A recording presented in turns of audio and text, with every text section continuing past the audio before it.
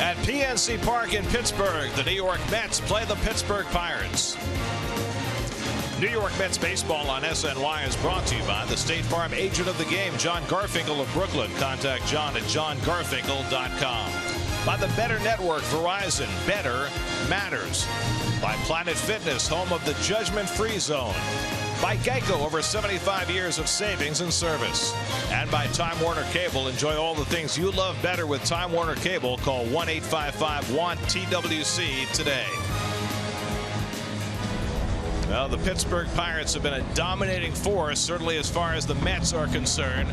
The Pirates have made it to the postseason 3 straight years, and their offense has only gotten better with their young outfield leading the way. The Pirates, a big-time offensive juggernaut in the National League, and they've now beaten the Mets 9 straight times dating back to 2014. And a pleasant good evening, everybody, and welcome to Pittsburgh. Gary Cohen, Ron Darling with you tonight as the Mets close out a 3-game series against the Pirates. The Pirates swept a doubleheader last night by scores of 3-1 in both games and have now beaten the Mets 9 straight times. Well, when you look at this Pirates team, the numbers are so crazy. They have really owned the Mets. The last pitcher to beat the Pittsburgh Pirates was Jonathan Neese. But really what they show to me, they're a lot like the Kansas City Royals. They're a team that has great speed. They catch everything in the outfield. They can steal bases on you, and even more importantly, they don't strike out a lot. And right now the Mets are having trouble scoring against anybody. 27 runs in the last 10 games. And to try and fix that, they'll start where they started last year by acquiring Kelly Johnson from the Atlanta Braves for the 2nd straight season. Well, Kelly Johnson was a great pro in the clubhouse. He also had 3 or 4 huge hits for the Mets. They're looking for that same kind of production this year. And Kelly will probably join the Mets Friday in Milwaukee. On the mound tonight for the Mets is Noah Syndergaard, and generally that has cured all ills. You know, he's been their ace. He's been as good can be. He's coming off a start that was as good as any start he's had all season long. On the other side, another big right-hander from Texas making his major league debut, Jameson Taillon. You know, a lot like Steven Matz, his professional career was stalled not only with Tommy John surgery, but a sports hernia surgery. But they expect big things from this young right-hander. So it's the Mets trying to get out of Pittsburgh with a victory, with Noah Syndergaard doing the honors. Mets and Pirates, all the action coming your way tonight on SNY.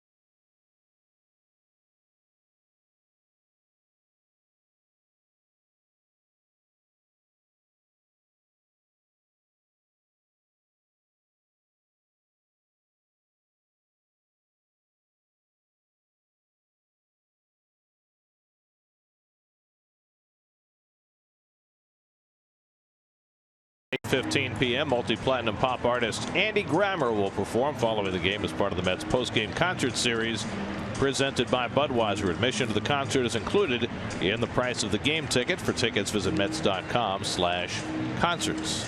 Time for greater coverage of baseball, brought to you by T-Mobile. Bad news for the Phillies today. Their young, hard-throwing right-hander Vince Velasquez left after 2 pitches because of bicep soreness. More to come on that. The Nationals won last night, beating the White Sox 10-5. Bryce Harper drove in 3. The Nats are rolling. They're 3.5 in front of the Mets. And Zach Greinke has kicked it into gear. Complete game 3-hit shutout last night over Tampa Bay 5-0. Tampa Bay came back and won today, but Greinke has been hot. 6-1, 2.57 over his last 8 starts. New York Mets baseball on SNY is brought to you by Fidelis Care. Quality health coverage, it's our mission. By New York Community Bank and the NYCB family of banks. And by Cadillac. Visit CadillacTristate.com for exceptional offers. Mets and Pirates on a cool June night in the Steel City. First pitch coming up.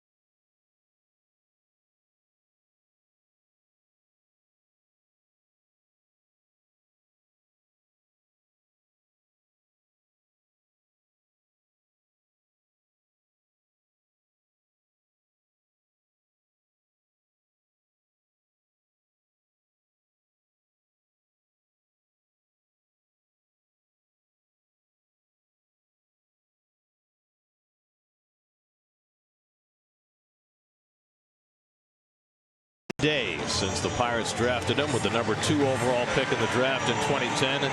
Jameson Taillon finally makes his major league debut for Pittsburgh.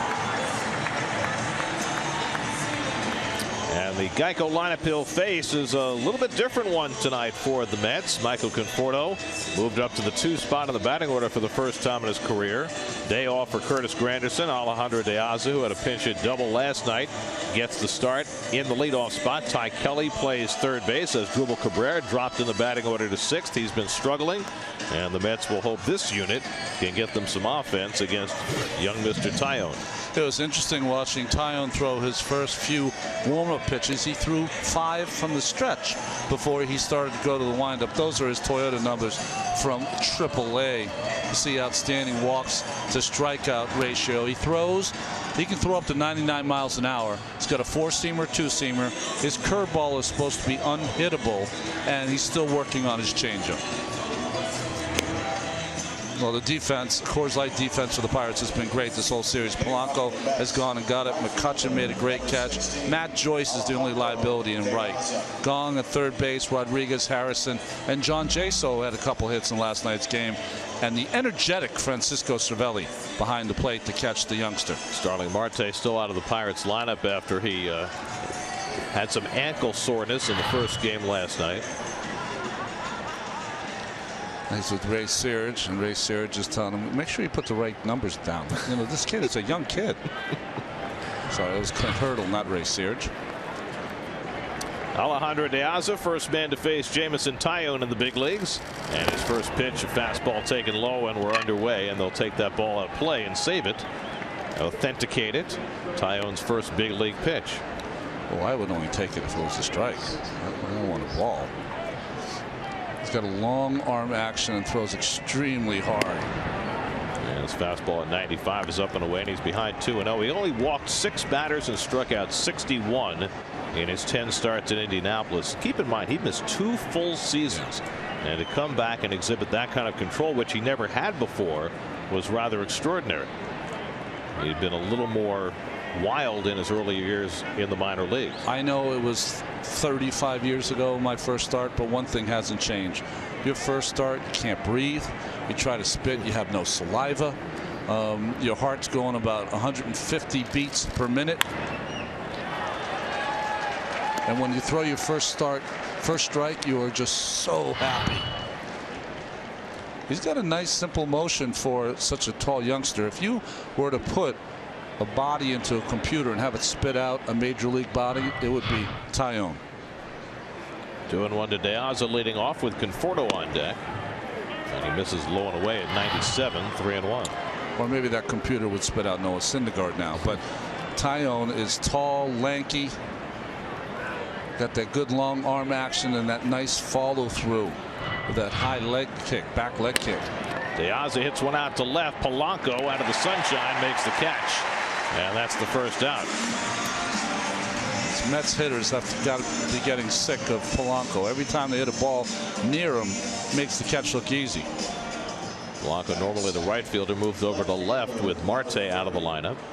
And you can see there's plenty of sunshine. The sun sets a little later here in Pittsburgh than it does in New York, being in the western part of the Eastern time zone. So here's Conforto, who's been struggling, and as Terry Collins shuffled his lineup around, he wound up in the 2-hole tonight. And Michael grounds one slowly down to first. John Jaso's got it, and quickly Taillon has 2 outs.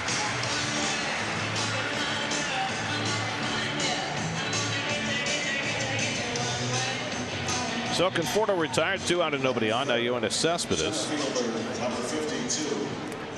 who is not Superman, he says.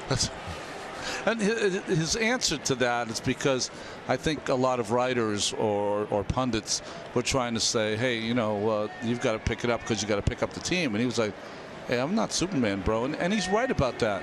There's a lot of accomplished players in this Mets lineup. They all have to do their job.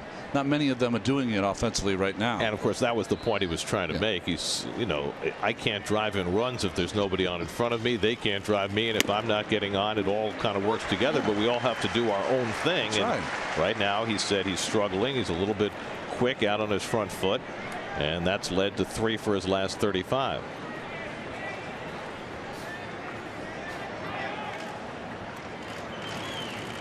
And the curveball from Taillon. That's a good one. 0-2. Well, it doesn't matter how much tape you watch of a young pitcher. When he's got that kind of breaking ball, I don't care who you are, you're not going to hit it. It's a serious 12-6 action.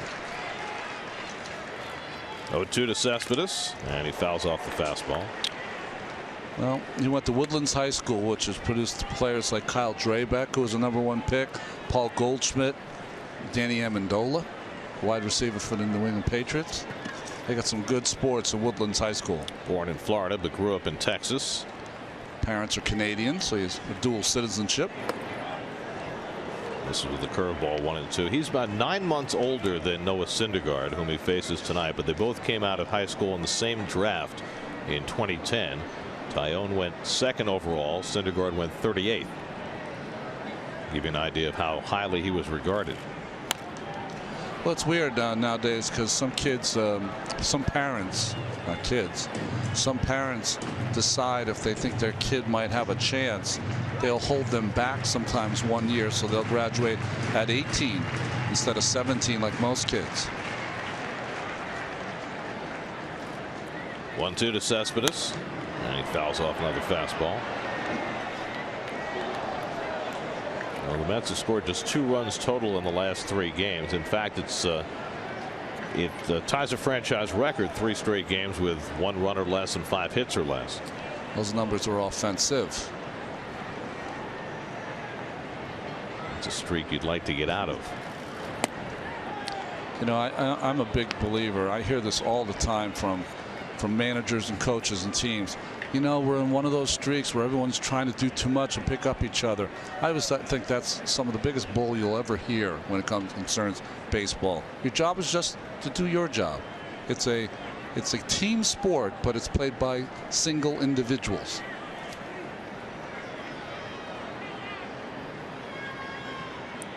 Eighth pitch of the at-bat coming to Cespedes, and he taps one slowly. Tough play for Gong on the charge. Gloves and throws, but not in time. And Cespedes has an infield hit. Cespedes has not been moving as well as he normally does with the hip issues he's been dealing with, but able to get down the line in time to beat that out. Well, you see how far and deep Kong is playing, because you have to with the speed that Cespedes usually hits the baseball. But that topped baseball got the Mets a rare infield hit. Well, it's his 3rd game back, but another nice ovation for Neil Walker.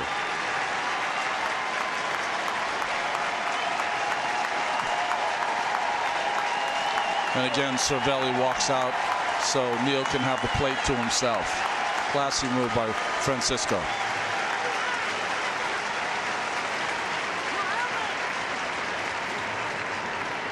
Well, as Neil said after the game, it didn't quite go as he had hoped with the Mets getting swept in a doubleheader, but he was certainly overwhelmed with the response from the folks here in Pittsburgh, and you would have expected nothing less. Walker had a hit in each game of the doubleheader last night. He's been the hottest hitter in the Mets lineup during this offensive drought. And he hits one back to Tyone. And so Jamison Tyone able to put up a 0 in his first big league inning.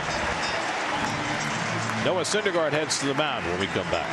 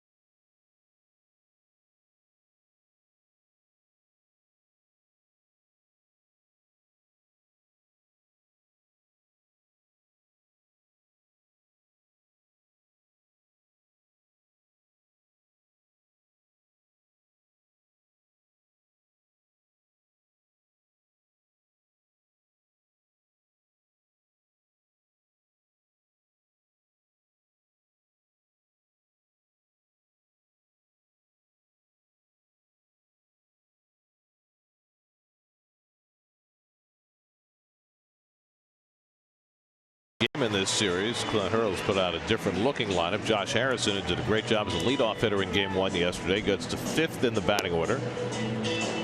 Jordy Mercer gets the night off, so Sean Rodriguez moves over to play shortstop. Marte banged up, so he's out of the lineup. Well, these are the numbers for Noah Syndergaard. Just having an outstanding year so far. 4-0 with a 1.11 in his last 6 games. Remember, one of those games he had a relief appearance. Defensively behind Noah this evening, Lexus defense, Conforto, Cespedes, and De Aza giving Granderson the day off. Ty Kelly gets a start at third base, Loney at first, and the Struble, Cabrera, and Walker up the middle. Rivera gets the start again. 5 times in the last 7 games, Rene Rivera has been behind the plate. Looks like James Loney might be going in to get some sunglasses just in case for. Oh no, I think he's getting them for Cespedes, who's walking in from center field. Yeah, center field is bathed in sunshine. The left fielder and right fielder have the shadows just about passing where they're standing. See, if you're the star, you don't have to come in all the way and get them. You know, you send the second baseman. You get the relay. Get Loney, get the relay sent out to you. Go out there. So Cespedes now fully equipped. And Syndergaard can get to work.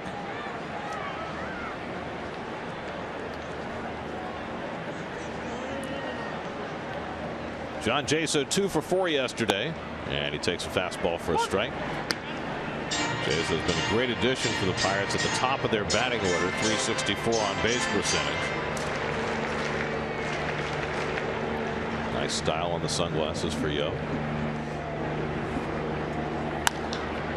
Jaso grounds one right to Walker and right through the 5-hole.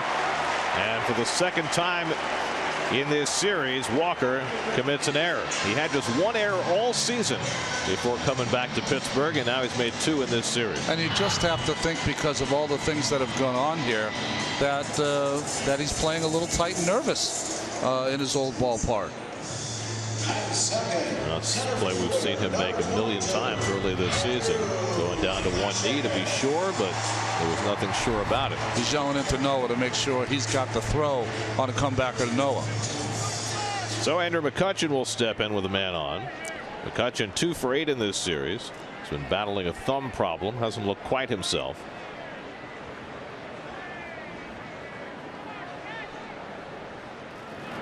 Syndergaard has struggled holding base runners, but Jaso is not a base stealing threat. But if he gives up some hits in this game, that will be part of the game plan for the Pirates. Well, they've got a lot of guys who can run. Most teams have a leadoff hitter who can run at least a little bit, but Jaso's not that kind of player. McCutchen hitting just .250 for the year. And the former MVP takes a slider low at the knees for a strike, 1-1. Alan Porter, the home plate umpire tonight. Alan Porter is a young umpire, but we've seen so far he likes to hunt strikes. He's a guy that will call strikes. That should help both young pitchers. Paul Nart, Jeff Kellogg, the crew chief, and John Tumpane rounding out the crew. 1-1 McCutchen with Polanco on deck. Syndergaard had a stretch broken up in his last start in Miami of 22 1/3 consecutive innings without allowing an earned run, and then Marcelo Zuna took him deep in the second inning of that start. But Noah gave up just 2 runs and 6 hits over 7 innings, struck out 9, got his 6th win of the year. He's allowed 2 runs or less in 6 straight starts now. And the slider catches the corner, 2-2.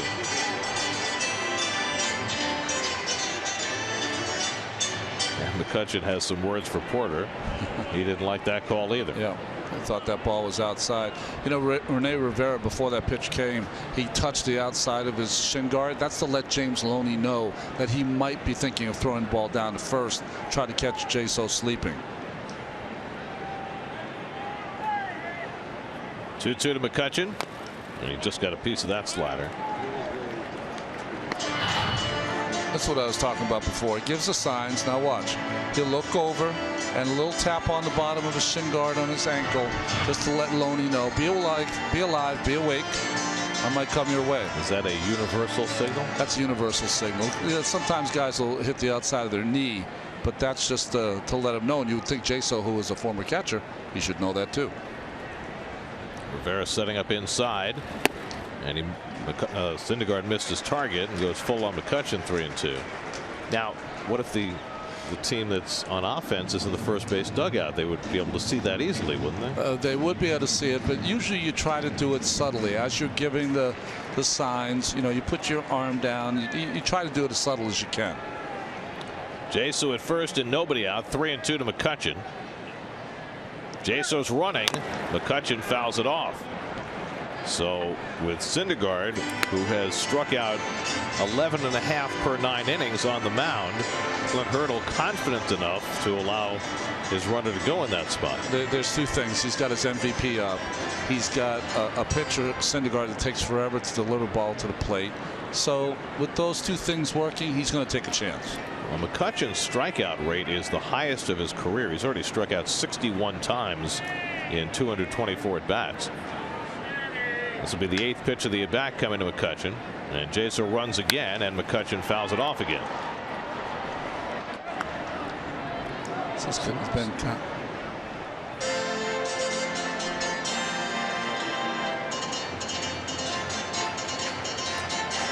Noah sitting 3rd in the National League in earned run average.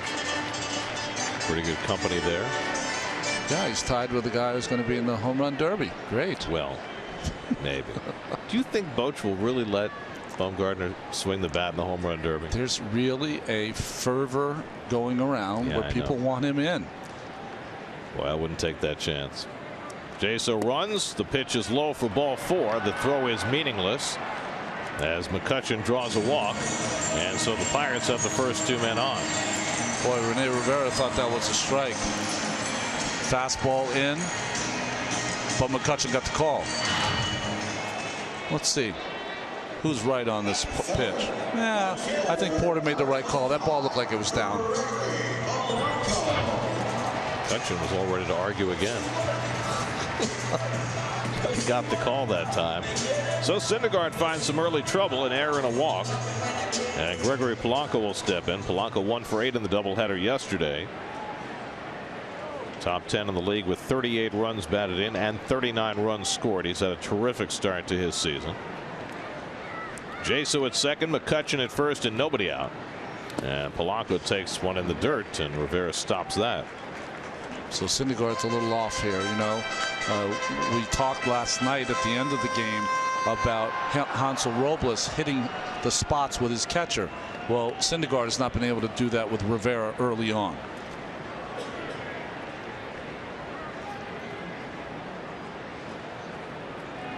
Syndergaard's faced the Pirates only once. That was in his 3rd big league start here last year. Was victimized by some bad defense.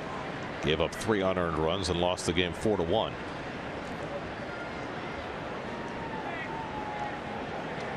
And an error has put him in jeopardy again in the 1st inning tonight. And now at 100 miles an hour, he misses badly and falls behind 2-0, and that'll send Rivera to the mound. Yeah, we saw Rivera do this with DeGrom last night, so you don't need the pitching coach to come out when you almost have your own pitching coach behind the plate. He knows this is a kind of a tough time right now for Noah. He's not hitting the glove, and if he sees something, that's why he goes out to talk to him. And for a team that is so dependent on its pitching right now, you've got to feel, if you're pitching, as was so often the case last year, that you just can't afford to give up anything. Unless Noah plans to hit a couple of home runs himself tonight. I've seen that before.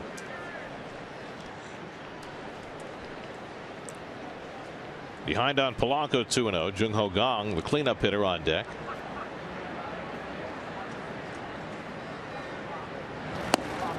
And the fastball catches the corner. 2-1.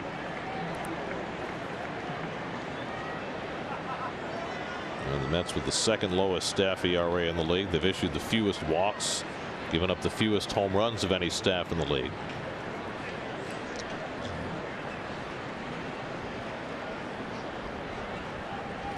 And Polanco drives one to deep right. De Aza goes back, and it goes off his glove, and he can't make the catch. Jaso will score. McCutchen to 3rd. Polanco slides in safely, and it's 1-0 Pittsburgh. De Aza went a long way back, and it looked like he had caught up to it. but it just fell out of his glove as he neared that wall. He almost caught it twice, Gary. One time there, and then, it hit the wall, so it wouldn't have counted anyway. But he almost got enough of it in the beginning. It hit on the outside of his glove, hit the wall, and once he trapped it there, Jaso scores the first run. He thought he had a chance to score, get it, but he scores anyway. And I thought it was better base running by the back runner. McCutchen was able to go first to third. He read it better. So it's a double for Polanco to drive in an unearned run. And the Pirates take an early 1-0 lead. Now 2 in scoring position for Jung-Ho Kang. And he takes a fastball for a strike. So Polanco with his 19th double, that's second in the National League, drives in his 39th run.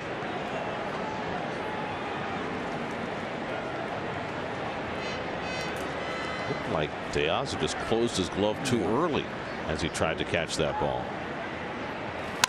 Kang lines one over the head of Walker for a base hit. McCutchen is in. Polanco stops at third. And so the Pirates take a 2-0 lead as Jung-Ho Kang lines a run-scoring single. And still nobody out.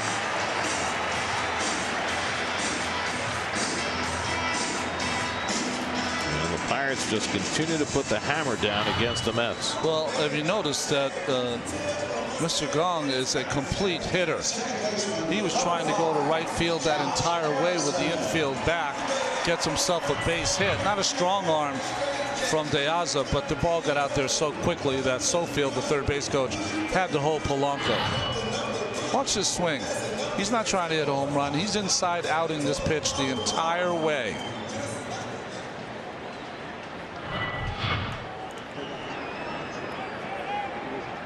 So now runners at the corners, still nobody out. Josh Harrison, the batter, with 2 runs already home.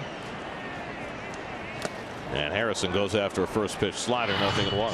You know, I was mentioning McCutchen before. He went 3/4 of the way, and he did a great job. One, of picking up Jaso to make sure he was going to score, and secondly, going first to third. Although he slipped going around second, it would have been interesting if the Mets would have maybe tried an appeal.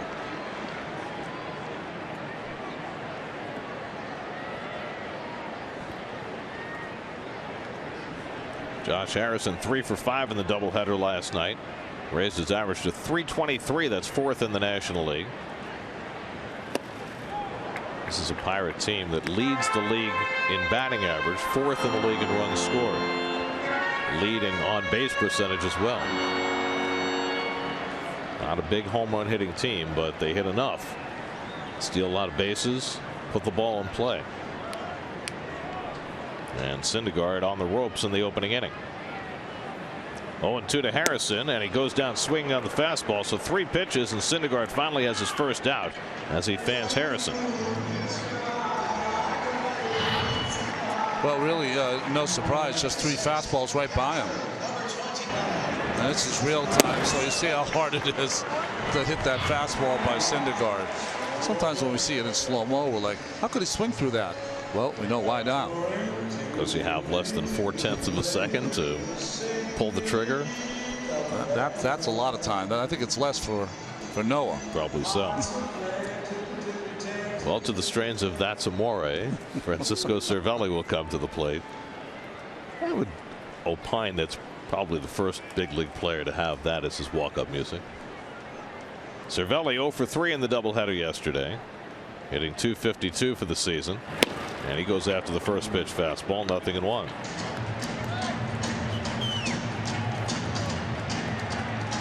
An error, a walk, and then run scoring hits by Polanco and Kang. Now puts Syndergaard in an early hole. Walker's error opening the door. First batter of the day for Syndergaard. A ground ball right at him that went through the 5-hole.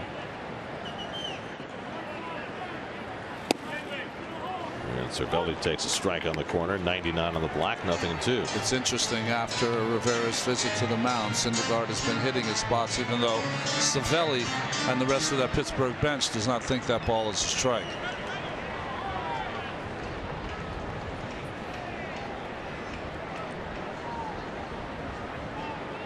Syndergaard could use a double play ball. Cervelli's already hit into 8 double plays this year.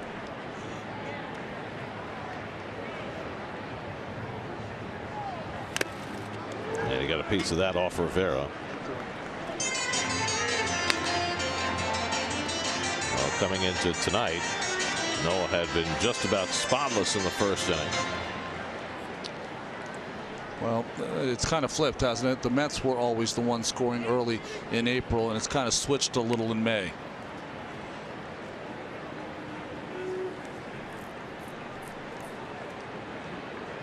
And June. Second week in June. Where am I? 0-2 to Cervelli.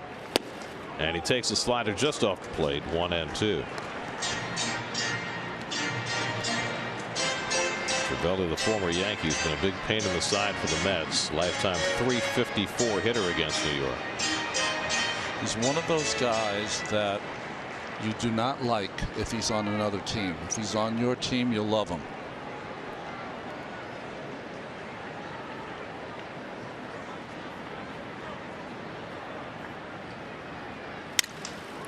Goes after the high fastball, breaks his bat. Walker with the angle, and he gets to it for the out. Tagging at third, but holding is Polanco as Walker gets the one-hop strike into home plate. Nicely done by Walker to retire Cervelli for the second out. Well, first, a nice play by Walker. We saw him with a nice play in last night's game down the line. He knew where the runner was, too, so as soon as he caught it, he got it in on one hop to the catcher. Smart play by Polanco, not coming. And the bat, which sawed off, half of it went into the crowd, and luckily, I watched it and it hit like a cement barrier, so I don't think it caught any of the fans. Cervelli left with just a toothpick in his hand. So now 2 out, runners at the corners, and Matt Joyce the batter. And Joyce takes a fastball for a strike. Joyce just looking to make contact after last night's ball game. Drew the golden sombrero in the nightcap, striking out 4 times. First 3 against DeGrom, and the last one against Blevins.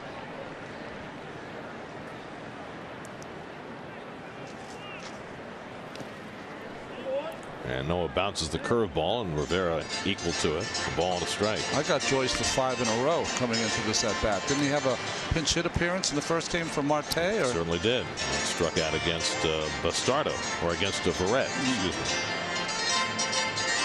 me. Again, Rivera out there to give the signs. Signs are just in case Hurdle and the Pirates decide to put a play on. There's 0-2 on, sorry, 1-1 on the hitter. Sometimes they will steal the runner and try to steal a base, steal a run. Gong has not attempted a stolen base since coming back from his knee injury. And the changeup misses. 2-1 to Joyce. So a hard-working first inning for Syndergaard, much as was the case for Steven Matz last night. Matz gave up a first inning run through 27 in the first inning. And here's Syndergaard about to throw his 29th pitch. There goes Gong, swung and missed, and no throw by Rivera. So he got the swinging strike with the curveball, and they give Gong the stolen base, his first of the year. Well, the jump was good, but he doesn't run that well. And I'm surprised at the Mets. They've done this all season long. They do not defense the play, and a base hit produces 2 runs. I don't understand it. 19th stolen base given up by Syndergaard. He strikes out Joyce with the curveball, so Joyce strikes out for the 6th time in a row, and that finally ends the inning. But Neil Walker's error on the opening ground ball by John Jaso opened the door, and the Pirates stormed through for 2 runs and lead 2-0.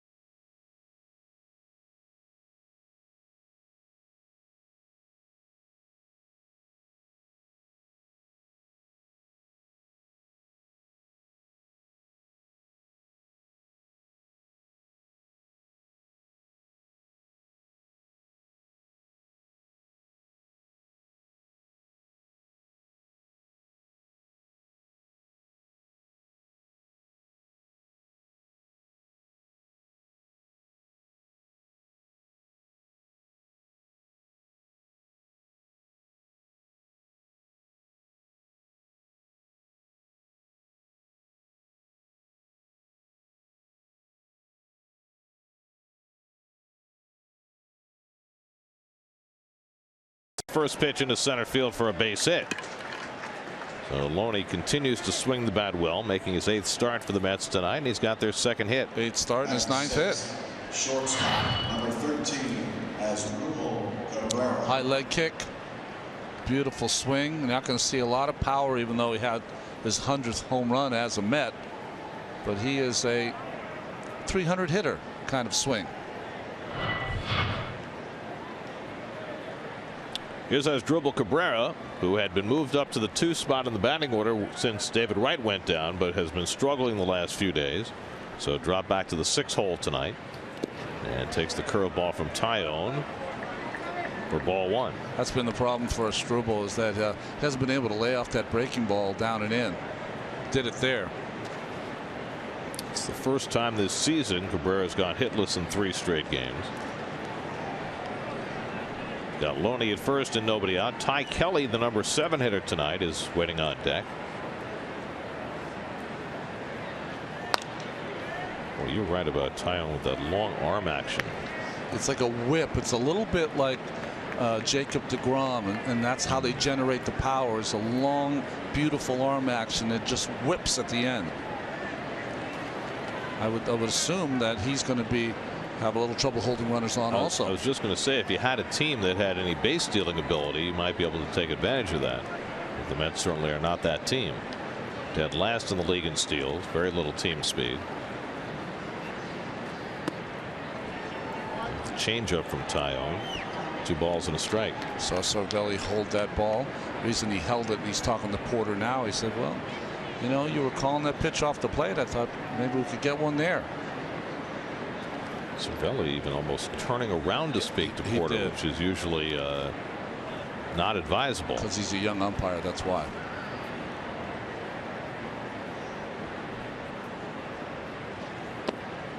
Three and 1 to Cabrera. Jamison Tyone had Tommy John surgery in April of 2014, and as he was making his way back last summer, developed a sports hernia in June, and that surgery curtailed any thoughts he had of coming back last year. So he didn't throw a competitive pitch either of the last 2 seasons. 3 and 1, they put the more dramatic shift on against Cabrera, and as Asdrubal flies one foul. 3 and 2.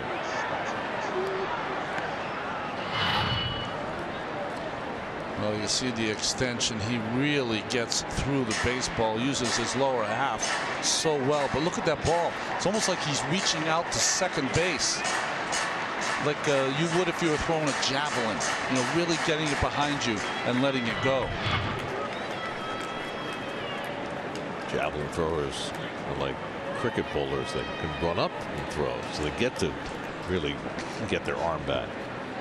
3 and 2, nobody out. Loney does not run, and Cabrera grounds one foul. You know, Sports Illustrated, when I was a kid, I used to read it. It would be faces in the crowd. It would be young kids that had done extraordinary things. And it said that the owner of the record in Louisiana for the javelin throw was a young man named Terry Bradshaw. Is that right? Yeah. Who would go on to bigger and better things here. I want to know at what age you take up the javelin. when can you quite be trusted with that spear? Grounded toward the right side. Harrison's got it. Gets the out at second. The return by Rodriguez not in time. Cabrera just able to beat the play at first.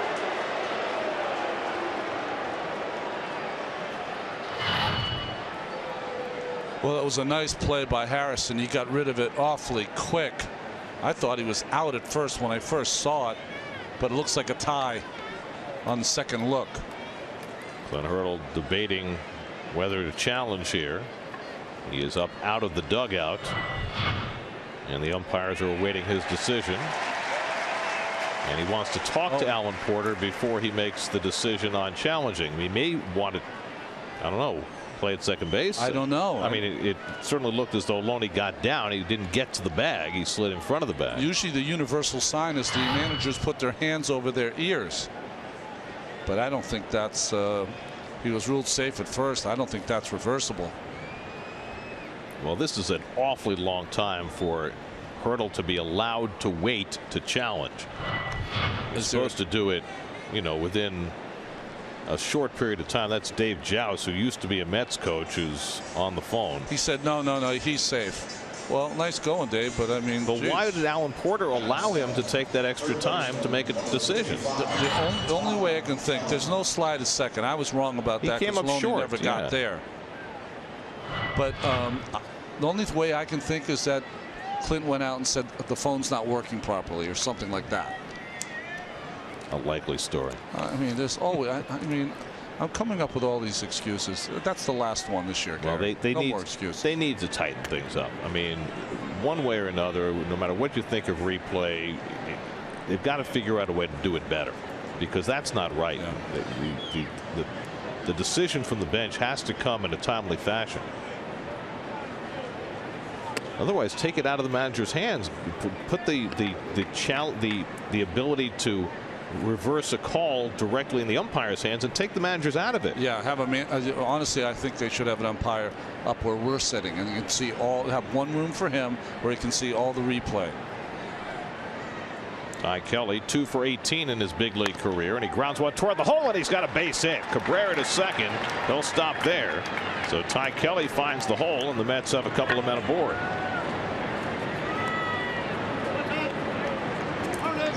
Well, in today's game, that's a hit that you very, very rarely see. Is the ball that's hit in the hole between first and second hitting behind the runner. Just don't see it. They're playing in a standard double play situation. Balls behind the runner. But the Mets, with their lack of team speed, don't have the ability to go first or third on Joyce, who can't throw. So now Rene Rivera, first and second, one out. He takes a curveball for a strike. Rivera 0 for 3 yesterday, hitting 167, 7 hits and 42 at bats. 2 of those 7 hits have been home runs, and that's really Rivera's game. Swing as hard as you can, try and hit it out of the ballpark. It seems like almost every backup catcher uses that mode of offense. Flies this one foul, and it's 0-2. Well, they sit on the bench. You know, they're playing once a week.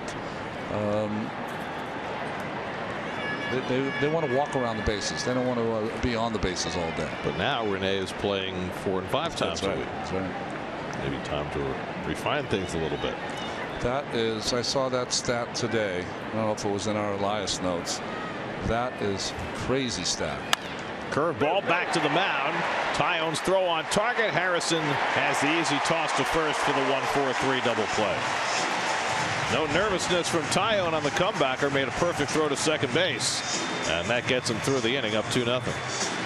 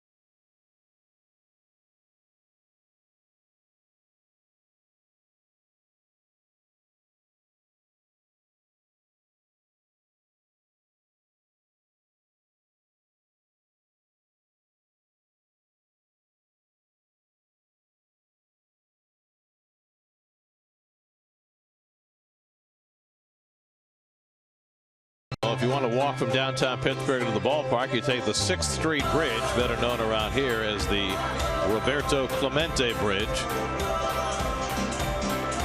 in honor of the late Pirate hero.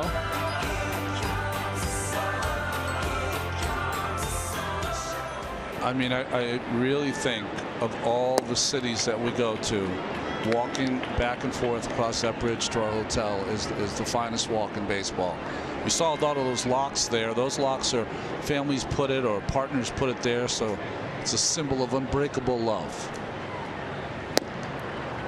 Sean Rodriguez leading off in the 2nd against Noah Syndergaard, who endured a 30-pitch first inning. Rodriguez playing shortstop after he played third base in the nightcap last night. Got a couple of hits. Pitcher Taillon on deck. Syndergaard takes care of Rodriguez on 3 pitches, so Noah's starting to settle in. 3 strikeouts in the last 4 batters. 1 out and nobody on. Now Jameson Taillon gets his first big league at bat. For his career in the minor leagues, 3 hits in 27 at bats. He hasn't faced Noah yet, though. I would be in the back of the box, as far away from the plate as possible, and be taking pitches just like that. See, it's got to be the opposite. A big, strong kid like Taillon, take a big cut at the first pitch you see in the big leagues and try and hit it out of the ballpark. I'm a little afraid I wouldn't have enough time to bail if it was coming my way. Yeah, there is that. I mean, you only get a first at bat once. How many guys hit the first pitch they see in the big leagues out of the park? I mean, I'm talking about now. I'm a 55-year-old man. When I was 25, I'd be bailing and wailing. There you go. Syndergaard ahead 0-2. Buries that one low and away. 1-2.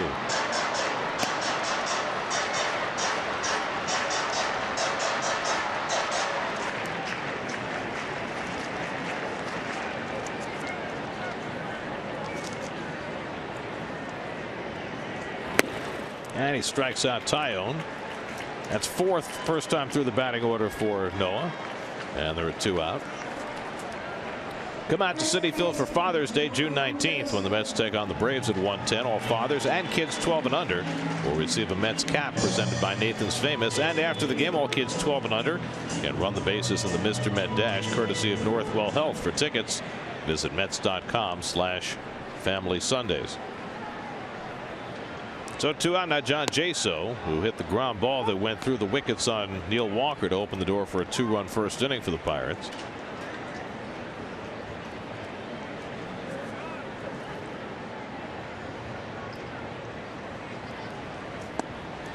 And Jaso chases the changeup, and it's 0-2. So a guy throws 100, throws you a curveball for a strike, and then a changeup. You can only shake your head if you're the hitter.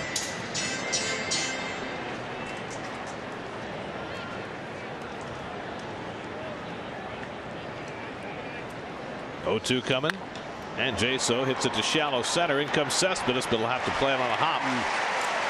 And Jaso has a 2-out hit. There's the 3rd hit against Noah. Well, you got to give credit to John Jaso. 0-2 count, curveball, changeup, and then Rivera called for that fastball up. Syndergaard hit his spot right off the fist. But Jaso was strong enough to drop it in front of Cespedes.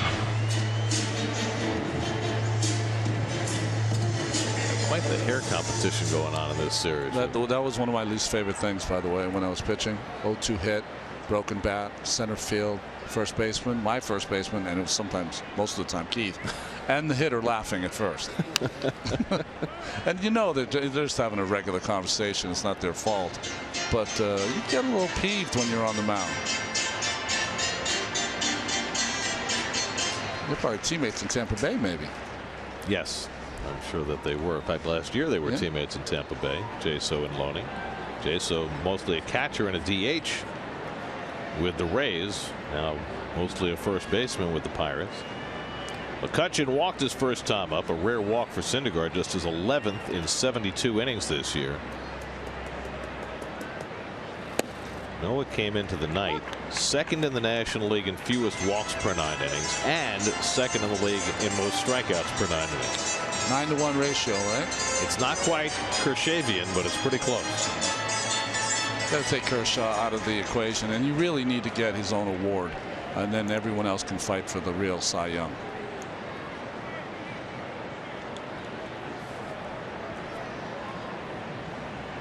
Oh, 2 to McCutchen. And it's bounced towards short. Circling in is Cabrera. And throws on the move to get McCutchen and end the inning. So a single and 1 left. Better inning for Syndergaard after 2. Pirates up 2-0.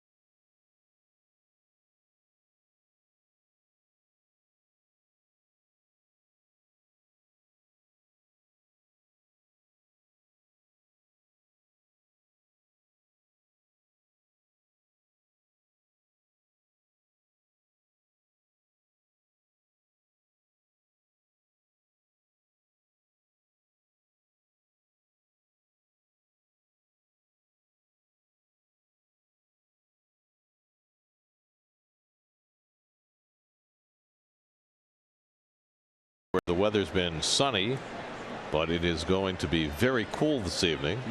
Temperature dipping into the 50s. Noah Syndergaard first pitch swinging, flies one out to center field. Easy for McCutchen. 1 pitch and 1 out for Jameson Taillon in the 3rd.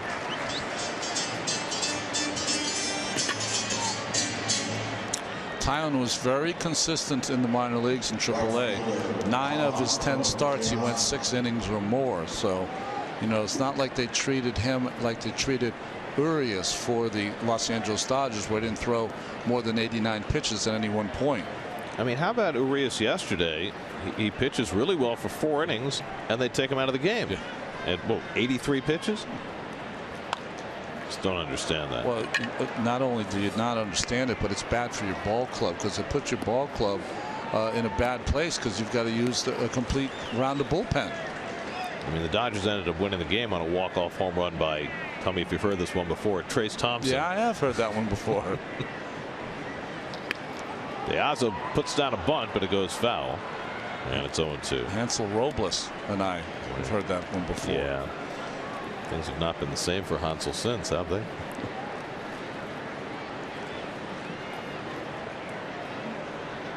But if you're going to limit your pitcher to that low a pitch count and that few innings, you got to do it in the minors.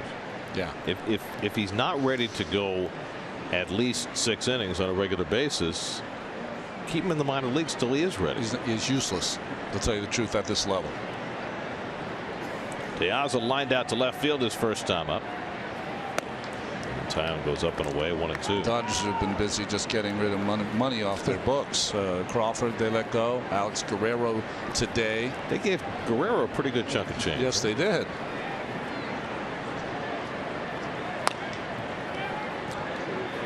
Well, their payroll's over $300 million, and obviously they can afford it. Some costs anyway. Here's today's Verizon trivia question. Well, Pirate holds the single season record for most wins as a reliever. I know this one. I mean, one guy comes to mind all the time, to me anyway, but. And De Aza fooled on the changeup. And Tyone has his first major league strikeout. Well, good changeup. It's his third best pitch, but it looked good there.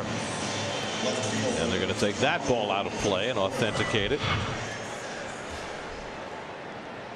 So plenty of souvenirs. They saved his first pitch. They've saved his first strikeout. I got nothing. No hit, no first pitch. It was a different era. Yeah, the baseballs were more precious then. No one cared. They didn't want you throwing baseballs to the fans then. You know when you got a ball? When you threw a shutout. That's when you get the ball. It's a high standard these days. Conforto hitting in the 2-hole for the first time in his career. Grounded out his first time up. And he takes the curveball outside 1-1.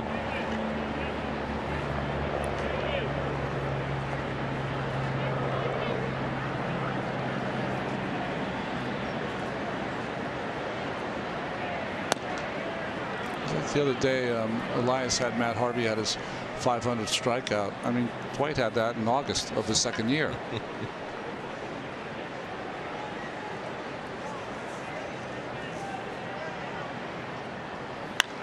Conforto takes one foul, 2-2.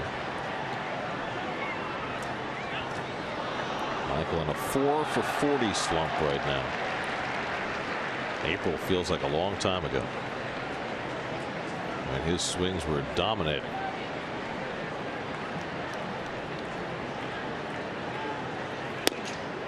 Takes that fastball inside, 3-2. Jamison Tyone, the number 2 pick in the draft in 2010, right after Bryce Harper and right before Manny Machado. 5 picks before Matt Harvey. And the curveball just missed somewhere. And Conforto draws a 2-out walk. Here's that 2010 draft. Christian Colon, who had the go-ahead hit in Game 5 of the World Series. But he hasn't done a lot yet, really, for the Kansas City Royals. And Drew Pomeranz just starting to come into his own now in San Diego. And Manny Machado, when he's not knocking Ventura down, is a pretty good player over there at third base. He certainly is that. And there's plenty more talent in that draft. We mentioned Matt Harvey. Christian Yelich was taken in that first round in 2010. And Syndergaard was a supplemental first round pick at number 38 going to Toronto that year. Cespedes had himself an infield hit his first time up, topping a roller toward third. Chris Sale was in that draft as well. I think you should explain to our fans what a supplemental pick is. Not all of them might know. Well, Ronnie. Okay, thank you. When the first round is over, there are certain picks that are taken between the first and second round that are technically first round picks, but they're generally compensation for teams signing free agents. The only reason I asked you because you had the professorial sweater on, and I said, let's go with it. And the only reason I have the sweater on is because it's a cool June night. I was not. If I really wanted to be professorial, I would have gotten the jacket with the elbow patches. That's right, and maybe a pipe. Can't see that happen. Maybe pipe is a prop. Yeah, a prop. Yes. See, it's chilly enough for the Mets blanket to be unfurled. And that curveball drops in for a strike to Cespedes. 1-2. He's got a nice curve.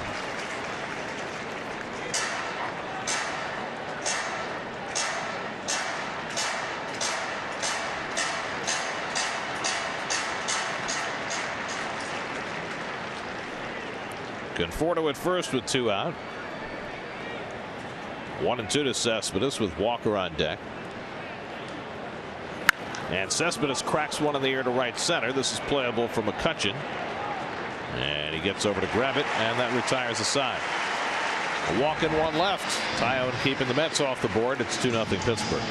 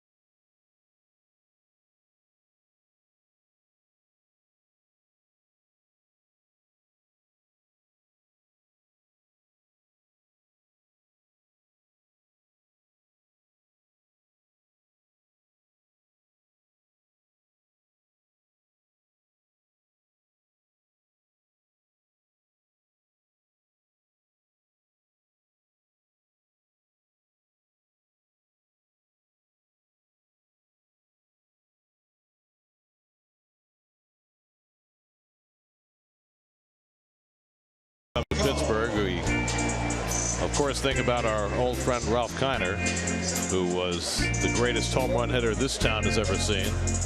7-time home run champion in his 10 years in the big leagues. And he was a cover boy. Wow. He was big time, Ralph. That's a great collection of magazine covers, isn't it? And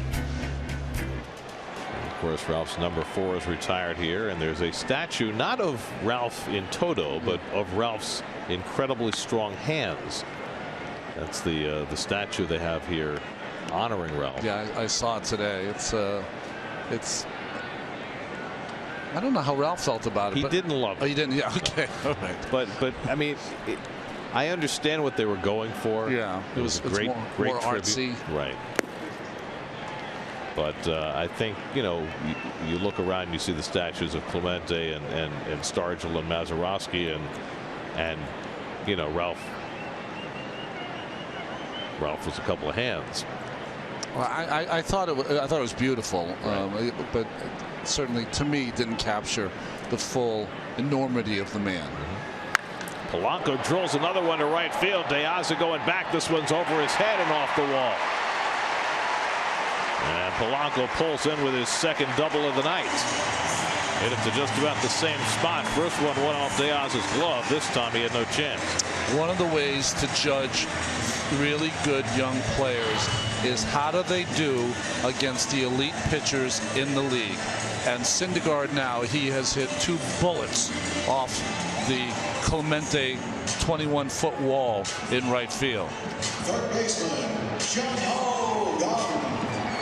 You know, last night Jacob deGrom and Matz in the first game were trying to pitch Polanco inside. I wonder if he's made the adjustment already into this third game. 20 doubles now for Polanco. That leads the National League. And he's at second with nobody out for Jung-Ho Kang, who drove him in with a base hit.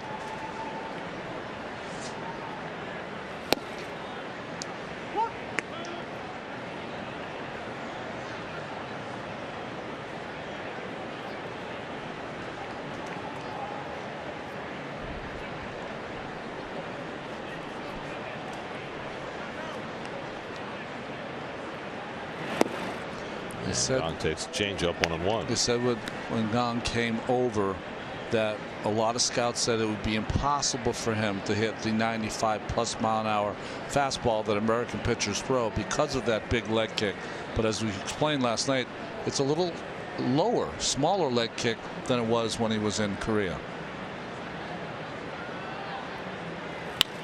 He has been a tremendous find for the Pirates because a lot of teams saw him at best as a utility player. And in fact, even when the Pirates brought him here last year, they weren't sure what his role was going to be. But he turned out to be a star, and he's continued that this year despite a late start to his season because of that bad knee injury he suffered last year. Lifts that leg, brings it right back to his back leg, and then the full stride. That's where he gets his power. That was a nice shot. You know, you can just juxtapose to the Asian signing of the Baltimore Orioles in spring training that had so many issues. See, that foot almost crosses past the plane of the back foot, and then the long stride, and it's all on time. Although that pitch was a little outside, he's just trying to foul it off. I mean, you have to have unbelievable timing to get that foot down in time.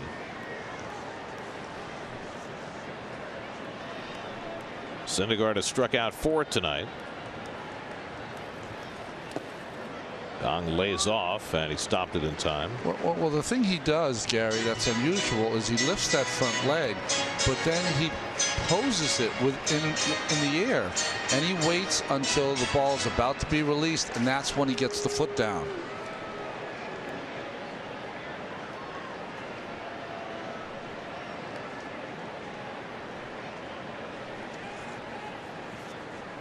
2-2 coming to Kang. Polanco runs the pitch outside. Rivera's throw is dropped by Kelly, and it's a stolen base for Polanco, his 8th of the year. Well, here we go. He was trying to get timing on Syndergaard that entire time while he was on second base. It's always easier to steal when there's a right-handed hitter up there because Rivera has to throw it over the head of Kang. Could have been a close play, but Kelly couldn't come up with a catch. Infield comes in, 3-2 to Gong, and he grounds one down to third. Kelly's got it. Polanco gets back to the bag, and Kelly throws out Gong. Good play for Kelly and good base running by Polanco. One away. You know, we saw it last night with Cole Figueroa, who got an RBI when the infield was back. Same thing here with Gong. And you say to yourself, okay, he didn't get the runner in. But you know what? It was a nasty slider. He got a piece of it. He put it in play. Anything could have happened. Fortunately for the Mets, it was right at Kelly. Now the infield will stay in with one out. Josh Harrison, the batter. He struck out on 3 pitches against Syndergaard his first time up.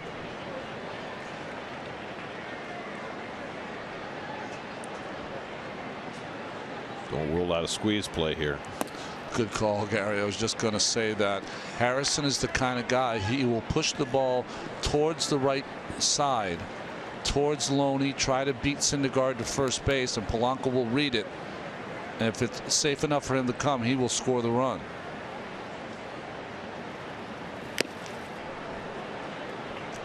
So far, that fastball's been a little tough for Harrison to catch up to.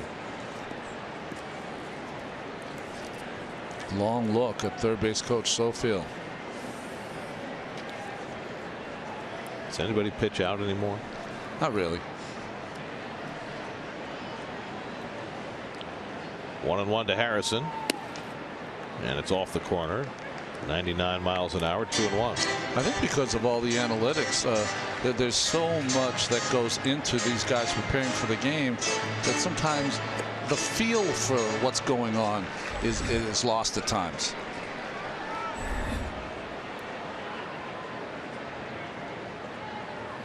Harrison grounds one down to Kelly. Polanco coming home, and the throw is right on target, and Rivera makes the tag for the out. Perfectly executed by Kelly and Rivera, and they get Polanco, who's coming on the contact play. Boy, that was beautiful. Not only that Kelly got it, Polanco got a good jump off third base. Watch him. As soon as contact's made, he's gone. And Kelly not only comes up with a throw, but a perfect throw. Right exactly at the corner of that plate. All Rivera had to do is catch it, and Polanco slid right into his glove. It's one thing we've seen since spring training with Kelly. He does have a good arm, no matter what position you play him at. So he showed it off there. Perfectly thrown for the second out. So Harrison at first. Now he's a base stealing threat. Cervelli at the plate. Harrison stole a base yesterday, has 9 for the year.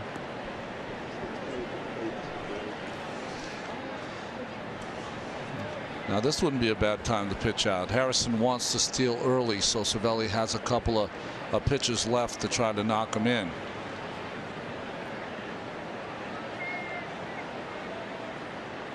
Longer hold by Syndergaard, and he misses high.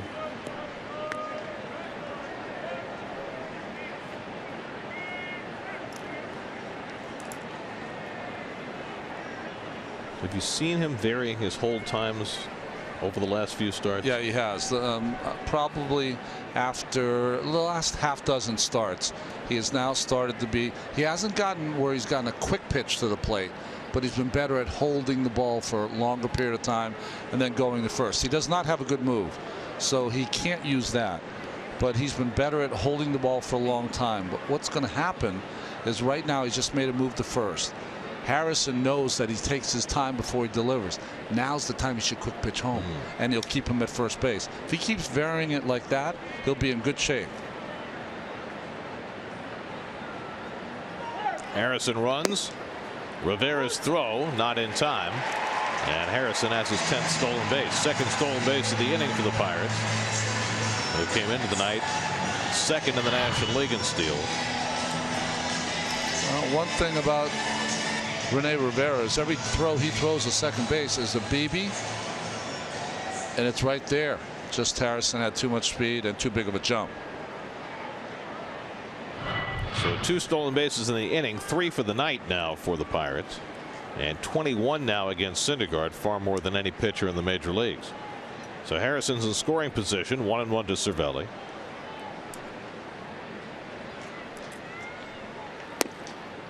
And that's off the corner, 2-1. Rivera comes out of the chute. See his right shoulder. It hits the face mask of Alan Porter, the umpire, who's a little too close to him. Stealing situation, he's got to be back just enough to allow the catcher to get up and make the play.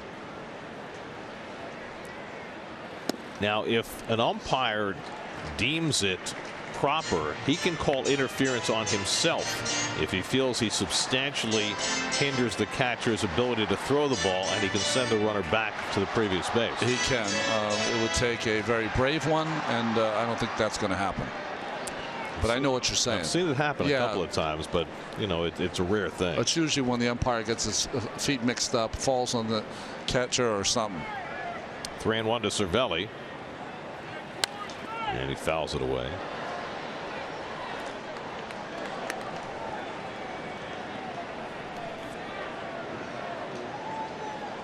.21 steals now against Syndergaard. The pitcher with the next most steals allowed is Ubaldo Jimenez. He's allowed 12. So Syndergaard by far and away has been victimized the most of any pitcher. I think I read that Doc Gooden, either his first or second year, gave up 60. It seems like an enormous number considering how few base runners he had. Yeah, but he had to face the Cardinals, so it might have been true. Harrison runs. It's grounded up the third baseline, a foul ball. So with 2 out and a 3-2 count, Harrison was off for third base. Well, what is happening, Gary, is that a play that you would usually never use is being used because Noah is so slow to the plate, and the Mets, who didn't even cover second base for the first and third situation, their shortstop and third and second baseman are not even close to the bag. So they're just giving you the base. Meanwhile, Syndergaard's pitch count continues to balloon. 7th pitch of the at bat coming to Cervelli. And now Harrison trying to distract him by dancing off the bag. See, my problem is that he's really irritating Syndergaard. And the other thing about Harrison reminds me of Mookie Wilson. He played for the Mets. If he does steal third and there's a ground ball in the hole and you can't get the runner out at first base, Cervelli, he could score from second base.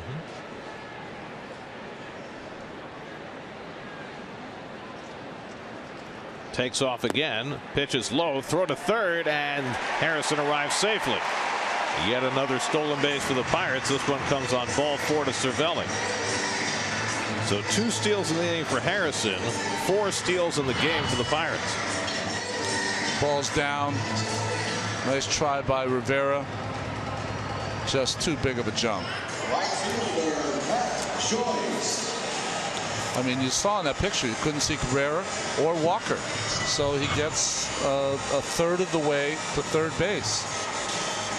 Syndergaard had gone 5 straight starts without walking more than 1 batter. But he's now walked 2 in the first 3 innings tonight. And the Pirates have runners at the corners.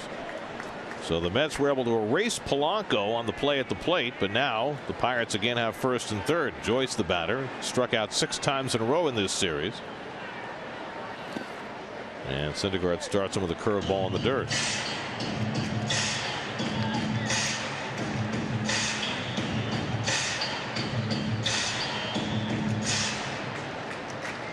Harrison's been doing a lot of dancing. He was off second, and he's coming far down the line at third to just try and distract Syndergaard.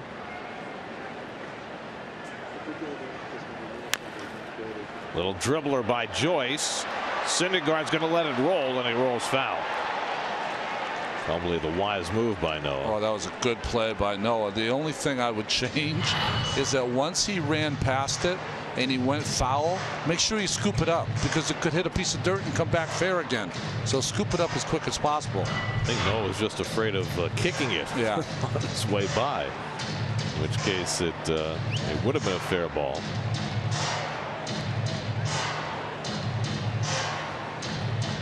So Joyce finally able to make some contact, and it was minimal at best. Joyce is dangerous, though. 6 home runs this year and just 77 at bats. Got 4 pinch hit home runs. Sean Rodriguez would be next.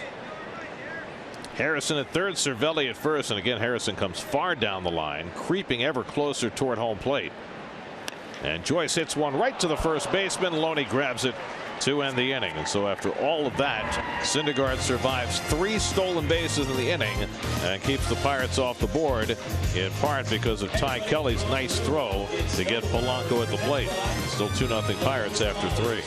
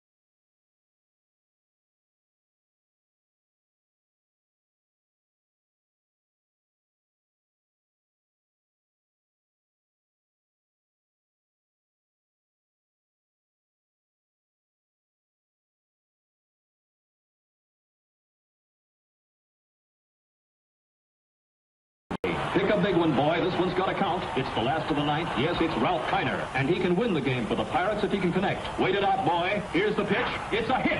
Going. It's gone. It's into the stands for a home run. That's what I mean, the spark of a champion. Wheaties man Ralph Kiner in action. He powers up with Wheaties, and what sparks a champion sparks you.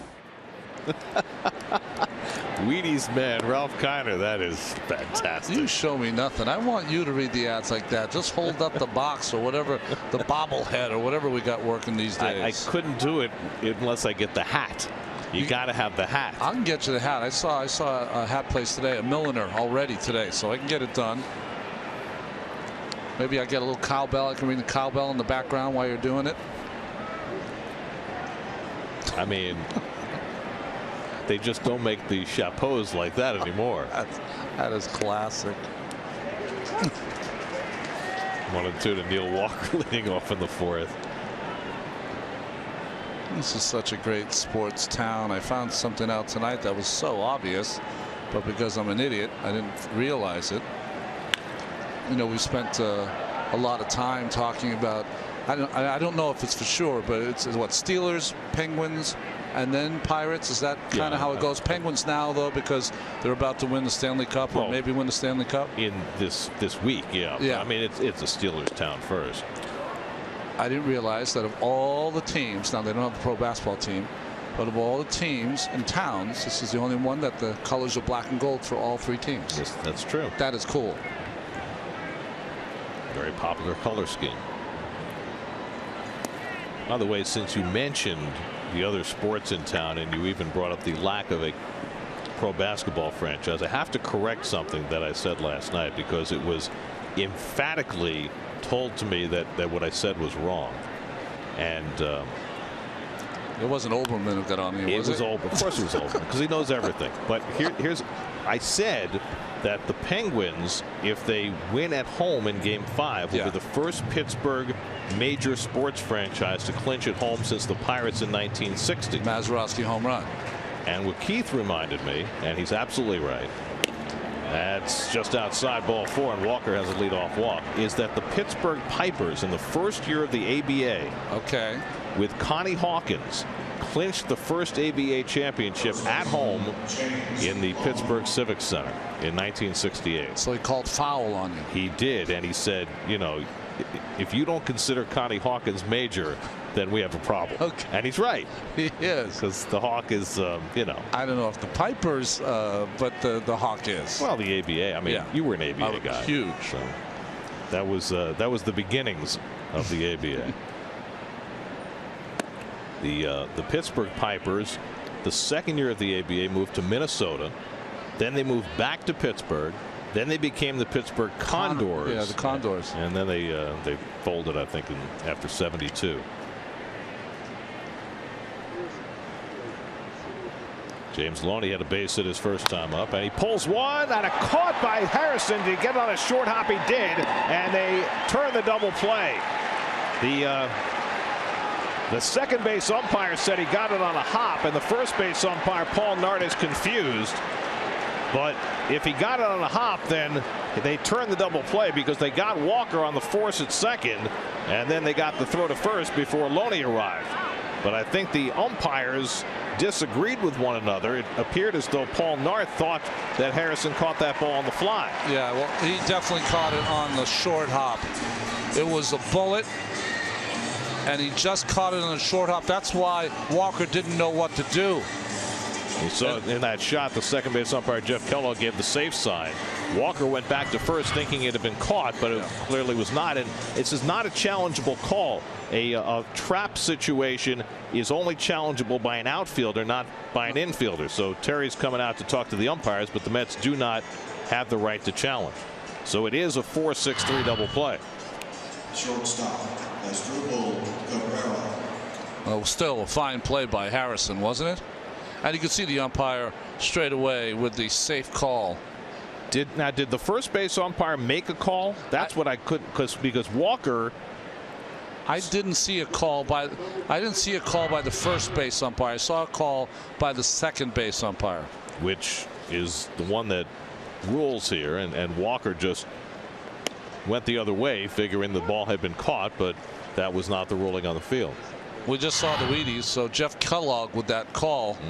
Safe call, of course. So I'm not sure whether Walker was reacting to some other stimulus other than the fact that he was right in front of Harrison and thought that Harrison had caught it. I think what Walker was thinking to himself is that there's no way he could have got to second base.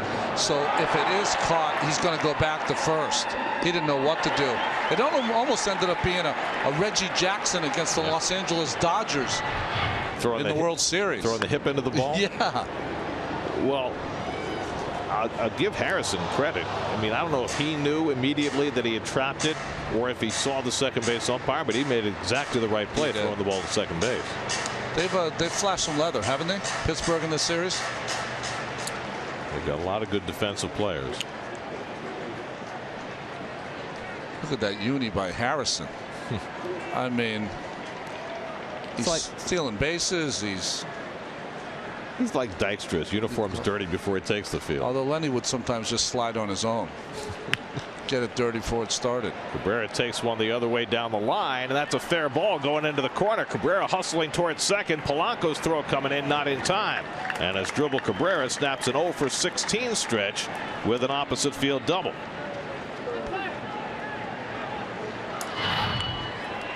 Well, nice hitting by Cabrera. That ball landed 4 or 5 inches fair.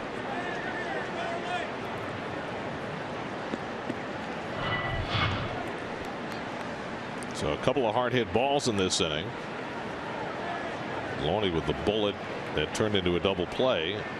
And now Cabrera with the double. Ty Kelly will try and pick him up. Kelly had a base hit his first time up, singling through the hole into right. And the curveball from Tyone misses high. That's now have 4 hits. Tyone has walked 2, struck out 1.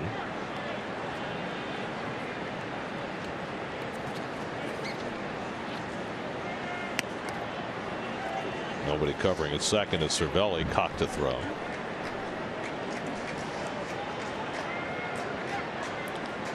Let's answer our Verizon trivia question. Pirate who holds the single season record for most wins. That's Elroy Face. Yes. 1959, the year before the Pirates won it all. He was 18-1. Is that right? Yeah.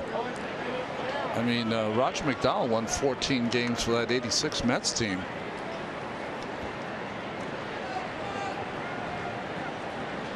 I think Phil Regan had a year for the Dodgers when he won 15 or 16 games in relief. He got the nickname the Vulture because of it. Right, Koufax or Drysdale would pitch 8 brilliant innings. That's right. He'd come in for the 9th. They'd score a run in the bottom of the 9th. He'd get the win.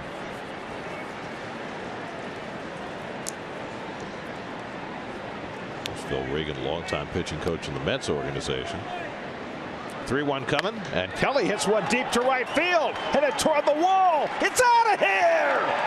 Ty Kelly with his first major league home run. A 2-run shot for Kelly ties the game.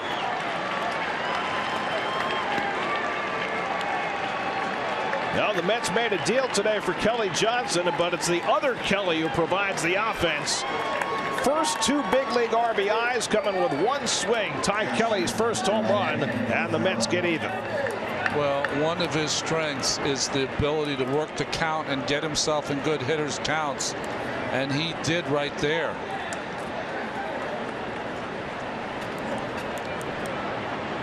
The bench kind of blew him off, didn't they? Well, a little silent treatment. It was the Cologne greeting. Well, 3-1 count, right on it, no doubt.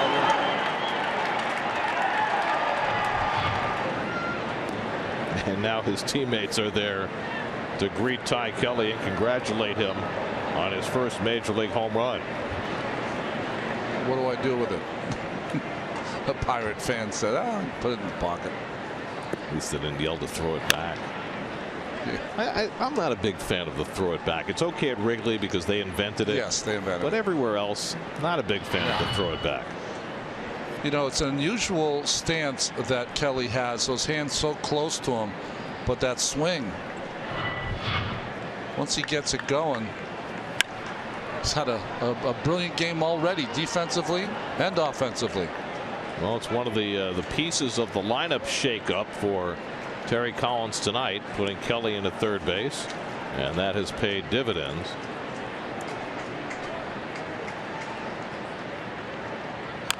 Rivera fouls off the curveball and almost screwed himself into the ground doing it.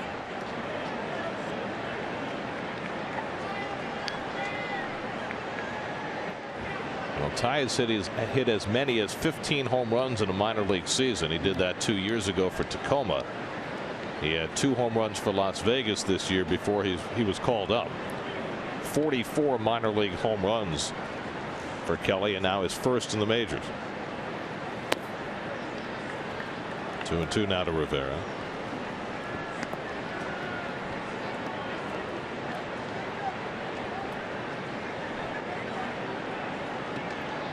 So Syndergaard is now back even after he gave up a 2 spot in the first.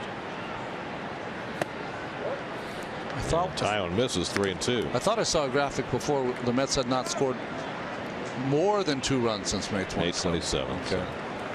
So if Rivera gets a hold of one here, it'll erase that. We'll have to start over. And Rivera loses the bat, which goes sailing toward the tarp as he strikes out to end the inning. But Ty Kelly gets the Mets even in the game. In his 20th big league at bat, Ty Kelly connects for his first major league home run, a 2-run shot. And the Mets even the game at 2 in the 4th.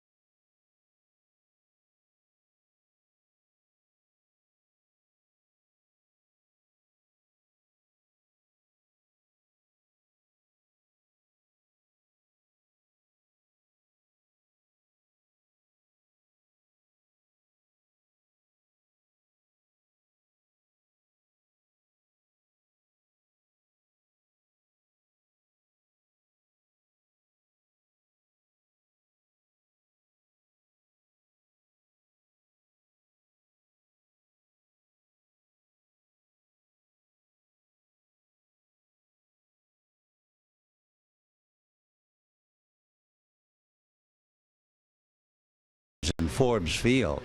In those early days, they would clean out the blast furnaces in the various places in Pittsburgh, and there would be a haze that would move into the ballpark around 9 o'clock. And we sat way up high, sometimes even on the roof of the ladies' room, believe it or not.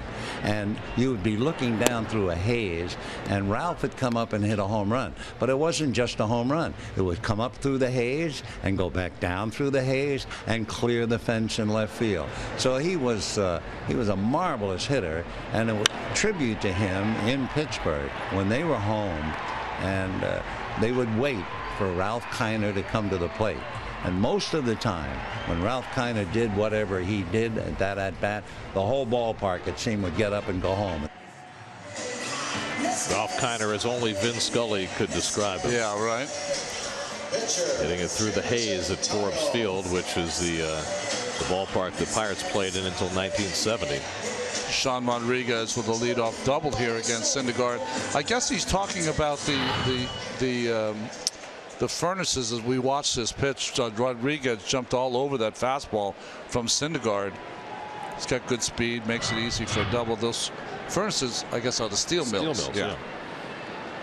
Tyone getting ready to try to bunt, gets it down. Loney thinks about third, but he'll settle for the out at first. So Tyone, who only had one sacrifice in his entire minor league career, does it on the first pitch. 3-4, moving Rodriguez over to third. Well, that was, I'd have to say it was a little lucky because the ball was on the outside part. I don't think he really wanted to be in there. Kind of flicked at it, but it worked. And then he put the bat down before he ran. But it's not easy bunting Syndergaard. It's the only time you get one down. It's a heck of a job. Well, Noah's had to deal with plenty of traffic tonight. Another runner at third base with less than 2 out. The infield comes in again for John Jaso, and he flies one foul. Well, that is Old Forbes Field, which is up where the University of Pittsburgh is now. In fact, home plate of Forbes Field is in the law school. Oh, it is? Yeah, it's in like a closet, and they have part of the outfield fence that remains to this day. Infield in for Jaso, who's reached on an error and singled, and he flies this one out to left center. That should get the run in at least. Back in the gap and lands for an extra base hit. Rodriguez in with the go-ahead run. Jaso stops at second with a double, and the Pirates are right back in front 3-2. Perfectly placed between the outfielders by Jaso. He is having himself quite a series. Well, I think this is a little bit of an example of one, a beautiful at bat by Jaso to get the ball in the air. Two, I think it says a little bit about the way Cespedes is moving right now.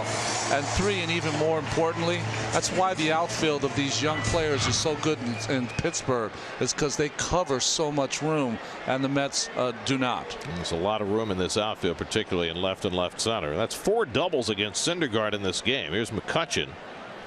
And he takes the pitch low. Now listen, it was perfectly placed, so I'm not getting on the outfielders for doing anything improper. They're not. It's just that you have to have really fast athletes in this park to cover all that ground. Which the Pirates, when they have their full contingent out there, certainly do, with Marte, McCutchen, and Polanco. Fastball strike to McCutchen, 1-1. McCutchen has walked and grounded out 0 for 1 today. So Mets fought back to get Syndergaard even, and just like that, the Pirates regain the lead. Rodriguez a double, sacrificed by Tyone, and Jaso's double driving in the run. 6 hits now against Noah.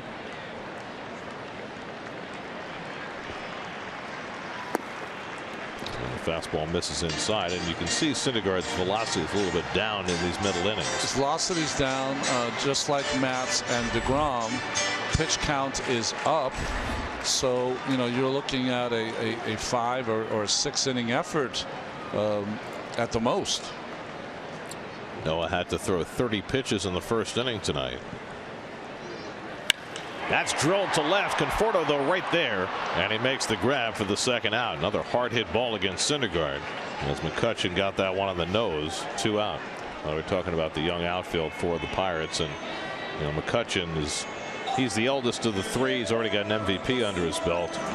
But Marte and Polanco have really come into their own. And Marte is on a contract that is really team friendly. I don't know what they've done with Polanco yet. I know they've had some discussions. I think Polanco just signed an extension in April. You're right. He did just sign. 5 years, $35 million. So now they're tied up in the outfield. So here's Polanco, who's already doubled twice, both times to deep right field, and De Aza ought to be ready. First one went off De Aza's glove. Second one went over his head. And Noah starts him with a changeup that Rivera knocks down 1-0. Well, Rivera's very athletic behind there as he gives the ball back. But see, he's ready for a ball in the dirt. He's very good at anticipating when the ball's going to be in the dirt. He does a great job of keeping it in front. Mulling over what he's going to call now to Syndergaard. Polanco, with his 2 doubles tonight, has 20 doubles for the year, which leads the National League. And goes back to back with the changeup, and it's 1-1.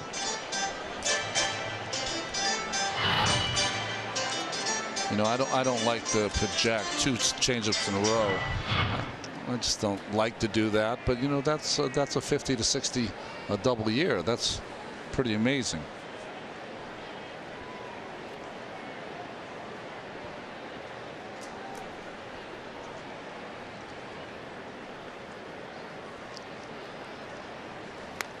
Polanco lifts another one to right field.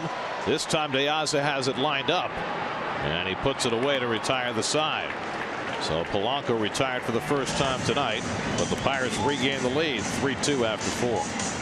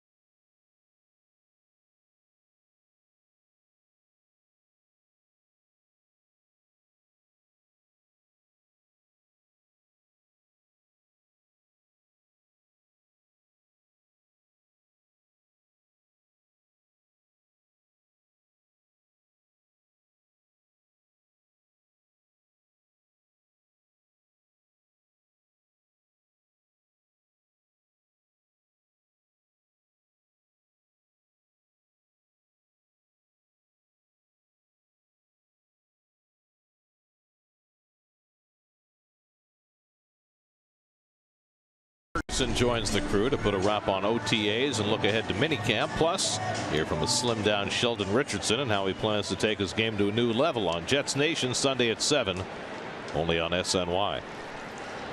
Noah Syndergaard leads off in the 5th inning.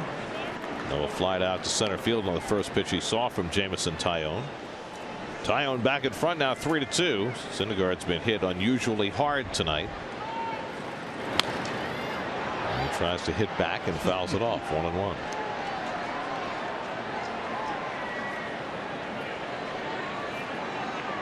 There are only 3 pitchers who have won in their major league debut as a starting pitcher this season. Kenta Maeda, who Syndergaard knows well. That's right, in San Diego. Robert Stevenson of the Reds won his debut as a starter, and Michael Fulmer, the former Met farmhand, won his debut with the Tigers. Is he 6-1 with them now? Yep. 2-2 to Syndergaard, and that's what Tyone is. The company Tyone is trying to join tonight. His major league debut as a starter. Diaz on deck, Conforto behind him.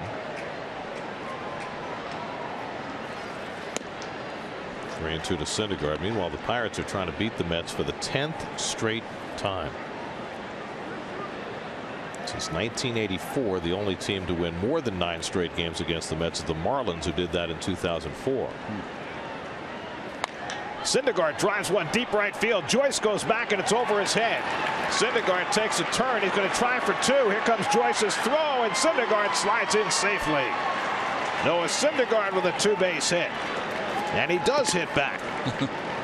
His first double of the season to go with his 2 home runs. Well, he has a beautiful swing. 2 home runs, a double and a single now in his 4 hits. And he was sick of watching Polanco go off that wall, so he decided to do it himself. And he covered a lot of ground between first and second. His slide was a little late. Almost jammed his foot, but he's fine. Well, he did something that I'm surprised the Mets haven't done. Joyce does not throw well, and he took the extra base on him.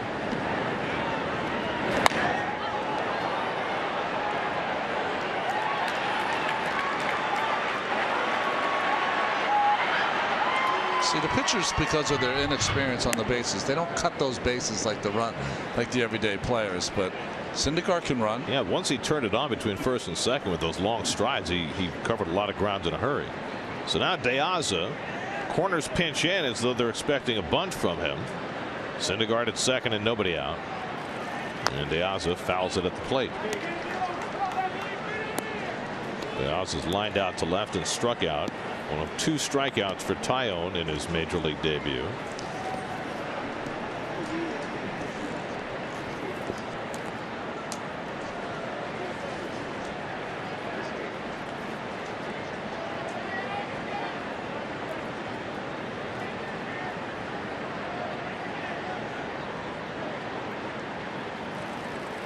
And a drag bunt by Diaz. Tyone off the mound.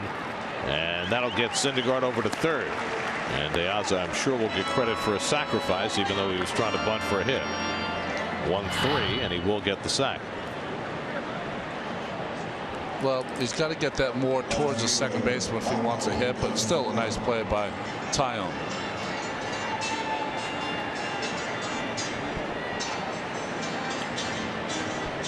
Well, coming into this game, Pittsburgh Pirates had 117 productive outs. The Mets, 54.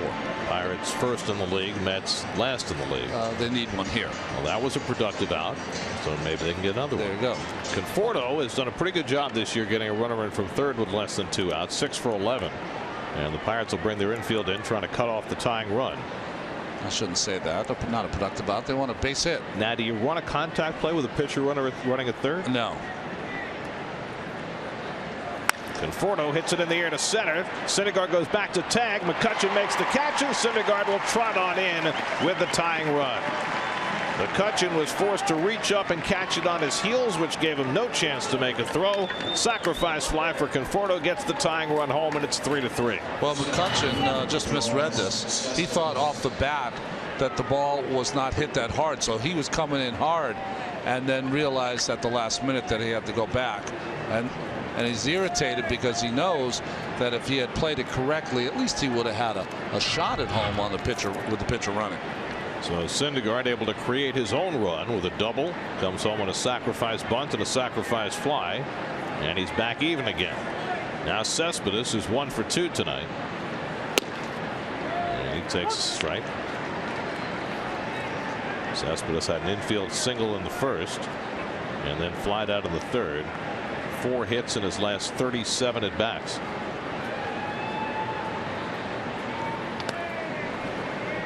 Tyone spikes that fastball 1-1. I mean, if you have to give this kid a grade, it's got to be pretty good. He looks well composed in his major league debut. I know he's given up 3 runs, but still.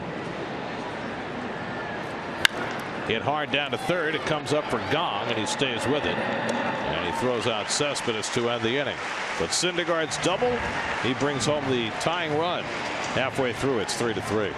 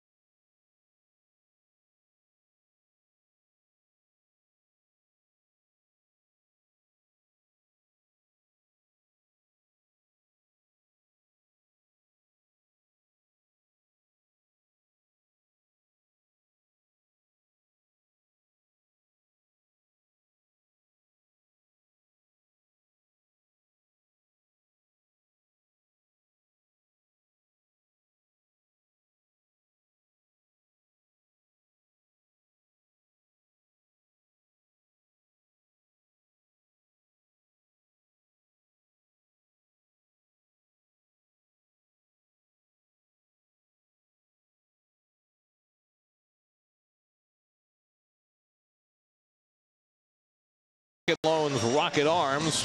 This is coming into the night. Strikeout to walk ratio. Clayton Kershaw #1 and well, with half as high a ratio. Noah Syndergaard #2. Hasn't been quite as good for Syndergaard tonight. Only 4 walks, 4 strikeouts to go with 2 walks. Jung-Ho Kang leads off. You know, it used to be, before baseball started to change in favor of power pitching, more strikeouts, fewer walks, that if you had a 2-to-1 strikeout to walk ratio, you were happy. I know that. I used to have maybe a 2.5. Well, later in my career, when I got the walks down, I would go 2.5, 3-to-1. I would be ecstatic. Now it would be riding the pine or in AAA. There's the line for Syndergaard. Not his best effort of the year by any means, but he might have his hardest hit ball of the year, that double off the fence. And Kang takes strike 3 call. Got him looking. That's 5 strikeouts for Syndergaard, 1 down in the 5th. Let's check in with Steve Gelbs, whose report tonight is brought to you by Fidelis Care. Steve. Well, Gary, when we were in Miami, we started a series about guys' gloves, what they do to break them in, and why they use certain types of gloves. We started with Neil Walker, who's pretty maniacal about his glove. Tonight we're going to take a look at Michael Conforto. He uses a 12 3/4 inch Wilson glove. He likes Wilson instead of Rawlings because the leather is a little softer, makes it easier to break in. Says it takes him only about a month to break in the glove. A lot of just playing catch. He hits it with a mallet a little bit, but nothing too out of the ordinary. A couple interesting things to note with Conforto's glove. First of all, he uses an H-web for the pocket because he feels that it's the widest pocket you can use. A trapeze, a modified trapeze, is a little too narrow for the outfield in his mind. The other thing is, if you look at the strings on the side of his glove, they're opened up. They're not tied. That's because, like many outfielders, he actually doesn't just use one finger in the pinky slot. He puts both his ring finger and his pinky in the pinky slot so that it's easier to close the glove. Harrison rockets that one off the wall and right. He's in there with a stand-up double. But with Conforto, just to wrap that up, easier for him to close up the glove a little bit, and that's pretty much all you have with Conforto's glove into how he does things. Well, if you put the ring finger and the pinky finger in that small hole, as Harrison just continues to torment the Mets, he's either on base or stealing bases at all times. It makes a 12-inch and 3/4 glove 13 inches plus. It gives you a little more room. And why do they have that kind of H on the glove and the webbing? Is because if you're catching fly balls, you want to be able to, in some bad weather, when you're running, to be able to still see the ball as it's coming through the webbing. That's why you want it open. You don't as a pitcher, because if you have a pitcher and you're facing the hitter, he can see the grip in the glove.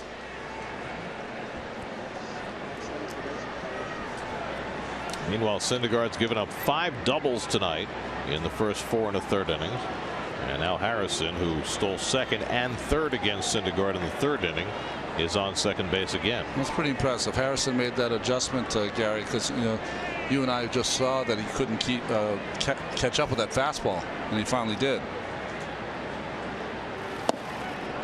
Cervelli with a big cut, comes up empty. Cervelli is fouled out. Nice play by Walker to make a running catch on him with a runner at third in the 1st inning. And then he drew a walk in the 3rd. Nothing's come easily for Syndergaard tonight, going right back to his first batter. An error by Walker put him in trouble. And he's been in trouble in every inning since. He's given up 4 stolen bases tonight, and Harrison measures his lead off second with Walker keeping an eye on him.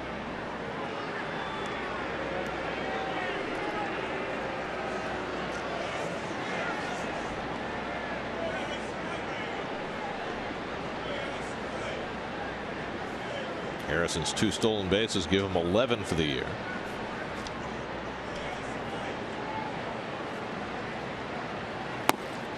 And Cervelli takes low and away, 1-1.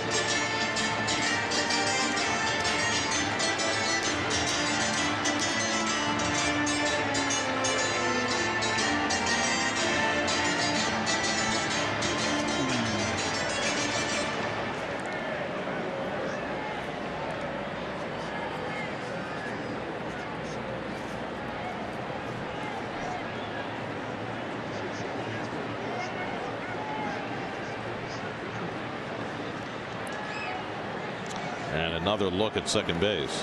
You know, if you're the good job by Noah trying to keep the runner close. If you're the hitter and you're facing less than great stuff, then you might think of trying to shoot it toward that hole because Walker's holding the runner on. But with Noah, you can't do that. His stuff is too good. You're just trying to survive.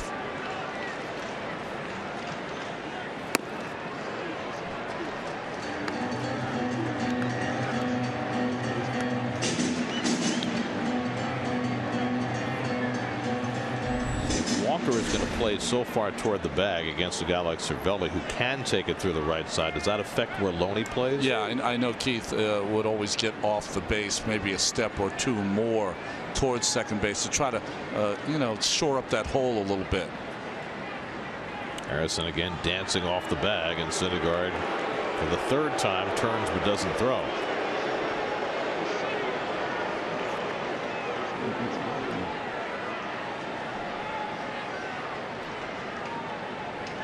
Tim McCarver used to always say, which I think is the greatest, speed just slows the game down.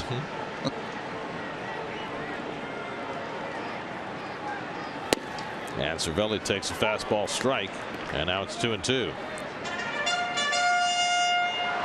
Well, there's no question that the stolen bases have become something that Syndergaard has had to think more about. And tonight with Harrison and his dancing off the bag, whether it's second or at third, it certainly has gotten his attention. And the question is, does it affect how he pitches? 2-2 coming. And he missed outside. He overthrew that fastball. 3-2. You know, I said in the open, but to me, this is the National League version of the Kansas City Royals. I know the Royals are pretty beat up right now and they're having trouble winning ball games, but when they have their full complement of players, they're very much like this team.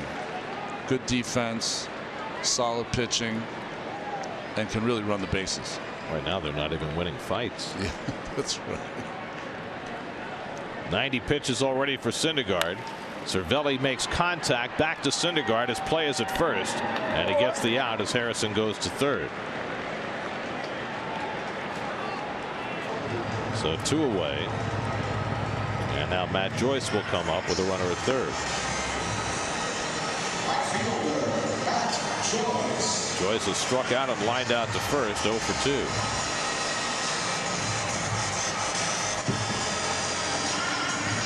Joyce is an all or nothing kind of hitter.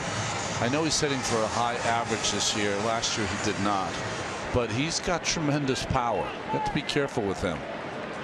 Just 174 in Anaheim last season. Harrison coming well down the line at third, and Joyce fouls off the first pitch fastball. With Kelly playing off the line against the left-hand batter, it gives Harrison the wherewithal to come 35-40 feet down the line. And the only problem for a pitcher is that you have him in your peripheral vision. Now, if you wanted to, you could pitch out of the windup, but the windup for Syndergaard is the same as the stretch, just about. And a throw down to third, and Harrison gets the hand back.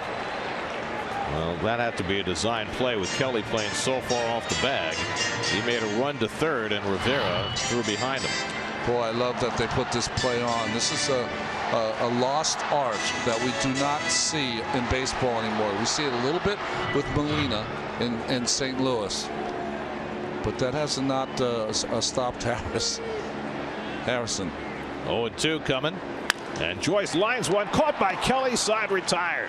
Second straight time that Joyce is lined out to end an inning. And Syndergaard able to survive Josh Harrison on the bases.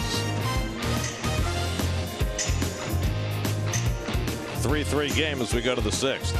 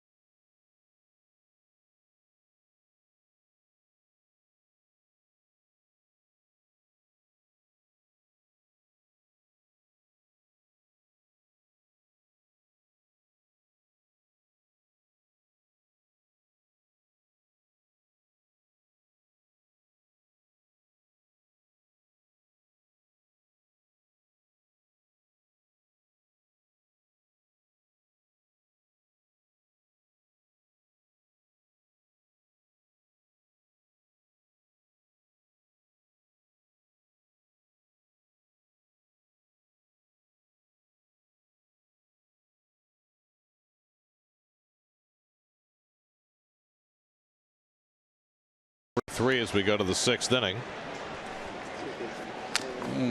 Well, there are some tidbits on Pittsburgh, Pennsylvania. First polio vaccine was given by Dr. Jonas Salk at the University of Pittsburgh. Hines, Klondike. Klondike's from Pittsburgh. Didn't you always think Anchorage? I thought they were wherever Keith is. Klondike Bar. He loves the Klondike Bar. 6th inning, Neil Walker leads off against Jamison Tyone. Walker has hit a comebacker and walked tonight, 0 for 1. And it's been great for Neil to be home, but he's been a little discombobulated in this series. And I think he'll be just as happy for the trip to be over and to head to Milwaukee. Well, he and his wife built a brand new house, right, about 20 miles north of the city. So, you know, what happens, and family members don't try to do this to you, but when you come home, everyone comes over the house. They want to spend time, and your usual routine that you usually have is taken away. Gets under this one to right field, and Joyce edges in. Walker retired, 1 away. Let's check in with the studio. Michelle Yu has a game break brought to you by your local Honda dealers.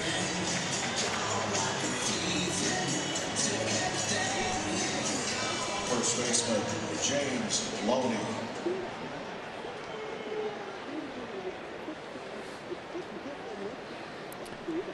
Ronnie, I have a theory about James Shields. Yes. I think Bartolo broke him. I mean, once he gave up the home run to Cologne, he hadn't been able to get anybody out. Well, also remember that when he was asked about the home run to Cologne, he couldn't laugh it off. You know what I mean? Right. He should have just kind of laughed it off. It happens. He was sick of it, sick of talking about it. So maybe you're right, Gare. There's Loney. He fouls one away. Loney's 1 for 2 tonight.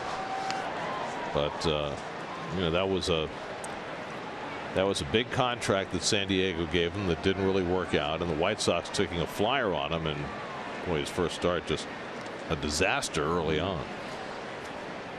76 pitches in an inning and 2/3. That's hard to do. Yeah, it is. On the corner, strike 3 call. Loney thought it was low, but he's punched out by Alan Porter. 3rd strikeout for Tyone.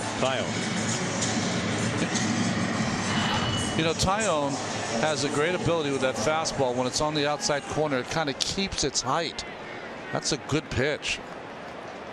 You think that's low, Gary? I think that's a pretty good pitch by Tyone. Well, that side view certainly looked like it was below the knees. Yeah. In any event, 2 out and nobody on for Cabrera, who doubled and scored in front of Kelly's home run in the 4th. Well, you got to call that pitch at the knees or lower now, because you know they're changing the strike zone, so it's got to get him in. Going to be higher soon, or so we are led to believe.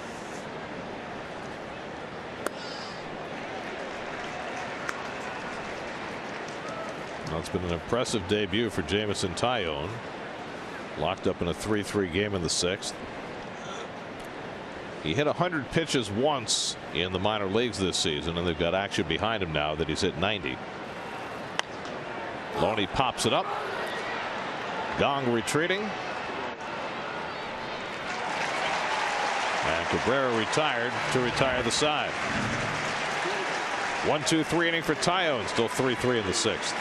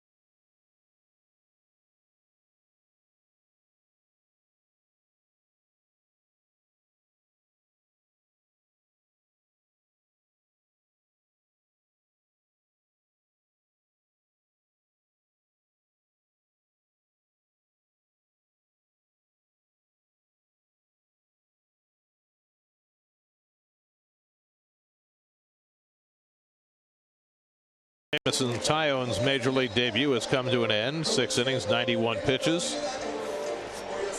He allowed 3 runs and 6 hits tonight. And after waiting through the last 2 years without throwing a single competitive pitch after Tommy John surgery, his debut certainly has to be deemed a success. It was outstanding. Just the one bad pitch on a 3-1 count to Kelly.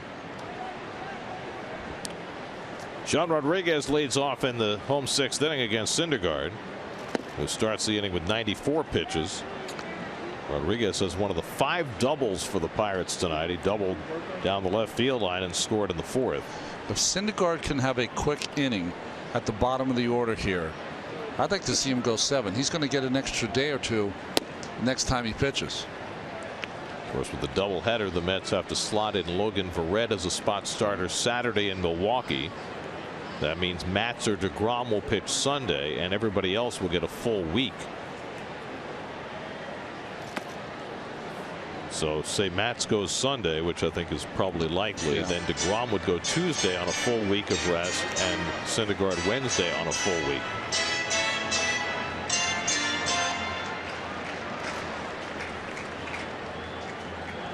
Cole Figueroa has come out on deck to pinch hit for Taillon. And now Syndergaard behind 3-1 on Rodriguez. A.J. Schugel up in the bullpen for the Pirates. Looks like he'll pitch in the 7th inning.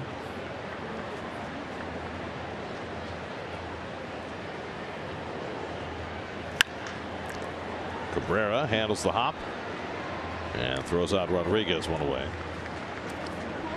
Time for our Toyota Twitter poll. How do you think Major League Baseball should handle the defensive shift? Should you allow all shifts or create a rule to limit shifts? Tell us what you think. Tweet us at SNYTV. Shift? No shift.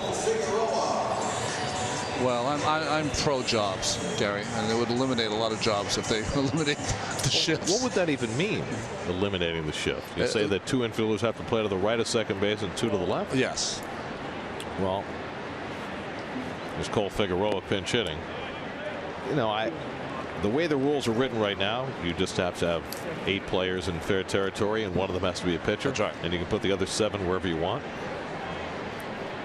And I think, you know, the game evolves based on time-honored rules, popped up by Figueroa, and Loney comes down to call it, and that's the 2nd out. And it's up to the offensive teams to make the adjustment to what the defense is doing against them. Same as in any other sport. The counter. You know, the only issue is that, you know, a lot of times if the offense is not countering, though, Gary, the thing I don't like is that they've already had a rule that's lowered the mound. There's no foul territory in any of the ballparks. The pitchers can't work on that. I mean, so every time offenses don't work, as Cespedes is going to be under that, they make a rule that makes it harder to pitch. Quick inning for Syndergaard. He retires the side on just 8 pitches. We go to the 7th, tied 3-3.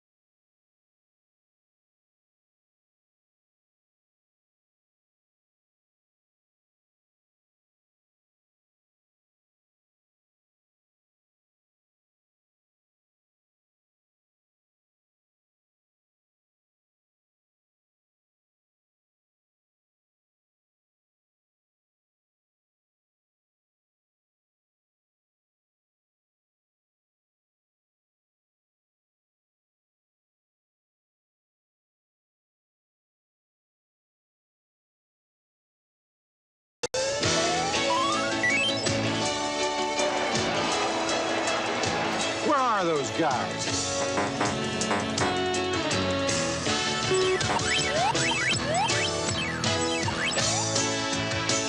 Duck out! Duck out! I am!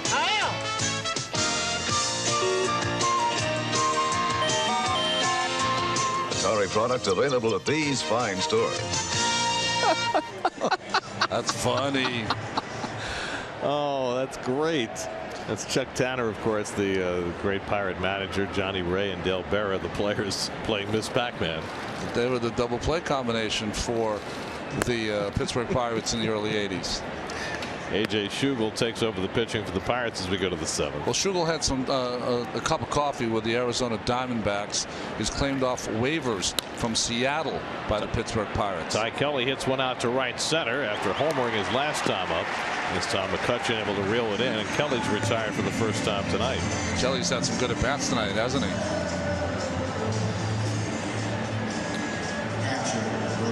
Well, you know, last year when the Mets got Kelly Johnson and Juan Uribe in the trade in late July, and Michael Conforto came up, and then shortly thereafter Cespedes arrived in a trade, and then some other players got healthy. Wright and Darno came back from the DL. One thing that became Terry Collins' mantra was the guys who hit are going to play. Well, tonight Ty Kelly making his bid for maybe a little more playing time. Inside to Rivera, 1-1. Kelly Johnson's expected to arrive in Milwaukee Friday. At least that's the expectation right now. He was with the Braves out in San Diego where they played this afternoon. He wore, correct me if I'm wrong, didn't he wear 55 with the Mets last year? He did. Okay. So you had Kelly in 55 last year and Kelly in 55 this year. Just a different Kelly. Syndergaard's out on deck to bat for himself. Syndergaard at 102 pitches so far tonight, and given the at bat he had last time up, why not let him bat anyway? Chevy driver on the majors. John Lackey 7 scoreless this afternoon, and the Cubs 8-1 win over the Phillies. Josh Donaldson a homer and a triple as the Blue Jays beat the Tigers this afternoon, and Julio Teheran with a good outing as the Braves snapped a 6-game losing streak, winning in San Diego. Rivera goes down on strikes. Well, with the Mets acquiring Kelly Johnson today, Terry Collins talked before the game about Kelly's likely impact on the Mets in the clubhouse. I'll tell you one thing Ken did last year. It got attention last year. And maybe because there were 2 guys, might have been even more. But I think it does register. You know, I think it shows the players, hey, look, we're not going to stay in pat here. And I think that's important that guys know that. And we saw last year. I mean, when we made the deal, I mean, the entire environment in the clubhouse and on the way we played on the field changed. Well, the other thing Terry said, especially with Michael Kadire gone and David Wright now away from the team, Kelly Johnson fills a role in that respect too. The Mets are maybe a little short in the leadership roles in that clubhouse, and Kelly Johnson's that kind of guy. Well, he is. He's a pro's pro, and so is Juan Uribe. But let's not forget, you know, we tend to put a lot of emphasis on how good of people they are, and Kelly is. He's a great guy, but he got 4 or 5 huge hits for this Mets team, and so did Juan Uribe. And the difference between getting those 2 guys who are not only good in the clubhouse, but they're good professional players, as opposed to the AAA players the Mets were playing every day, makes a big difference. Kelly had 5 home runs as a Met, and it seemed as though every one of them was huge. He had 2 of them in that climactic series in Washington in September, one off Scherzer and one off Strasburg. Syndergaard strikes out. Schugel has a 1-2-3 top of the 7th. Stretch time in Pittsburgh. Mets and Pirates tied at 3.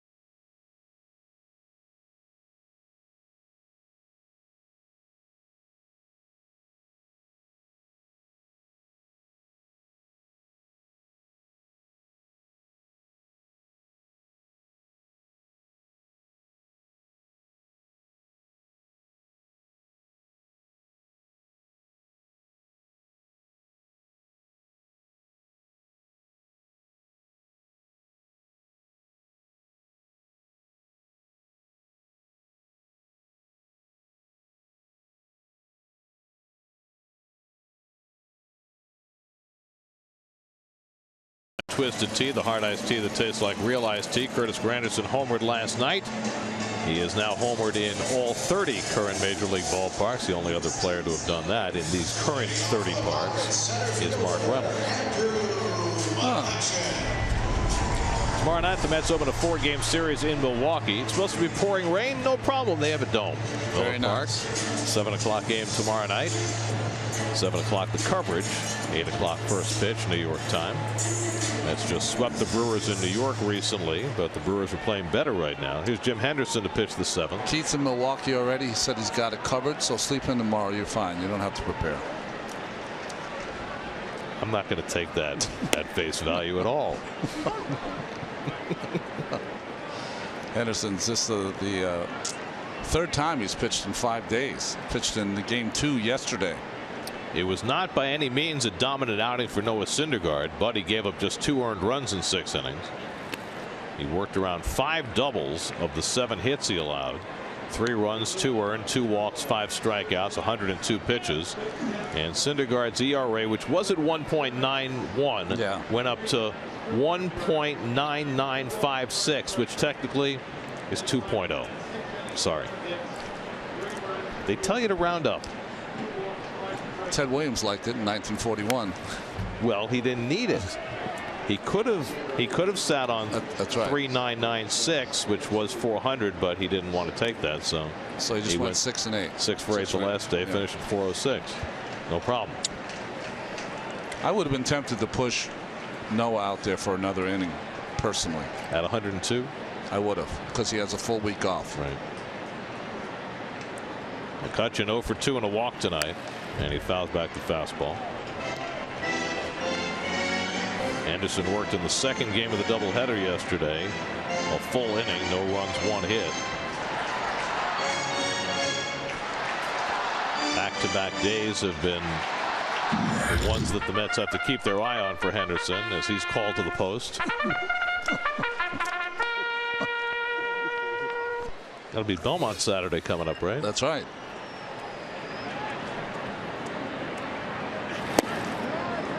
Two and 2 to McCutchen.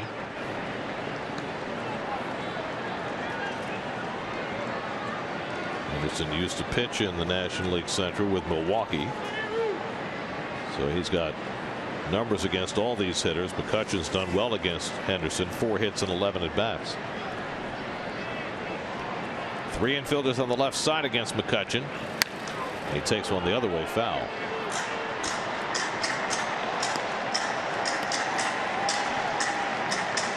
Since his MVP, every year it seems like McCutchen's had some lingering injuries that have stopped him from being, you know, that complete player for 155 games. This year it's been a thumb. He's wearing that guard on his left thumb. Seemed to be troubling him at first last night, and then he appeared to be fine after that. And that's just off the corner. Henderson thought he had it. Didn't get the call. It's 3 and 2. Well, Henderson's been watching, and Rivera is pretty disgusted at home plate because he feels as though Porter was calling that pitch earlier in the game and not giving it now. He's probably hearing it from the Mets bench also. 3-2 to McCutchen with Polanco and Gong to follow. And the slider misses for ball 4. And McCutchen is on with a leadoff walk. And Jim Henderson just can't believe it. Of all the pitches, I thought that was outside. The fastball 3 pitches ago, I thought was a good pitch. So here's Polanco, who's hit a pair of doubles tonight. And then almost got a hold of one his last time up and flied out to right. So now the equation of the running game changed a little bit for the Pirates. They've been running at will tonight against Syndergaard. They stole 4 bases. Anderson a little bit more tidy about holding runners. And McCutchen hasn't been doing much running this year anyway. Only 1 stolen base so far this season.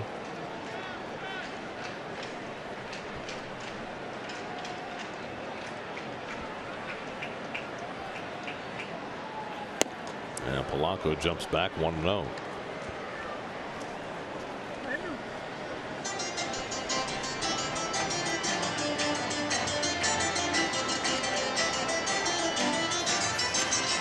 know, certain hitters in certain games, Gary, you watch them and you say to yourself, boy, they look comfortable tonight. Polanco looks like that.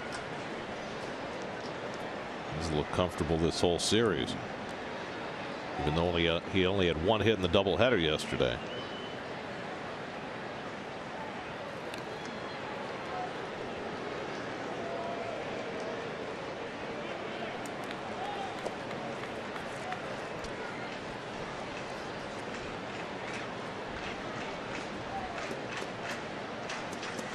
McCutchen at one time a much more prolific base stealer, stole 33 bases in his best season.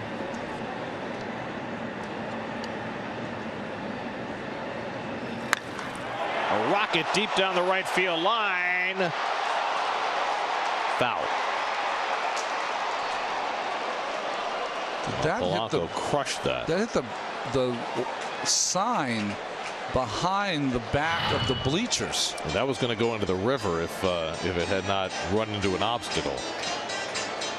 Clearly foul, but crushed. And yeah, you're right. He hit that sign. It hit the sign and high above the back wall. Otherwise, that's in the Allegheny. Well, Clint Hurdle was thinking about taking a replay of it, but you could see it. It was so high that sometimes if it disappears, then you know it could have been a home run. But it was, you know, good 5-6 feet foul. He should have the best view anyway from where he is in the dugout.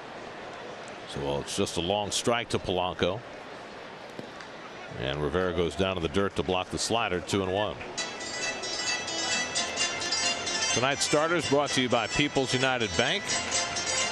Noah Syndergaard and Jamison Taillon, both of whom were drafted in 2010, battled to a standstill tonight. That's 7 straight starts now. Syndergaard's given up 2 earned runs or fewer. But he certainly was not his dominant self.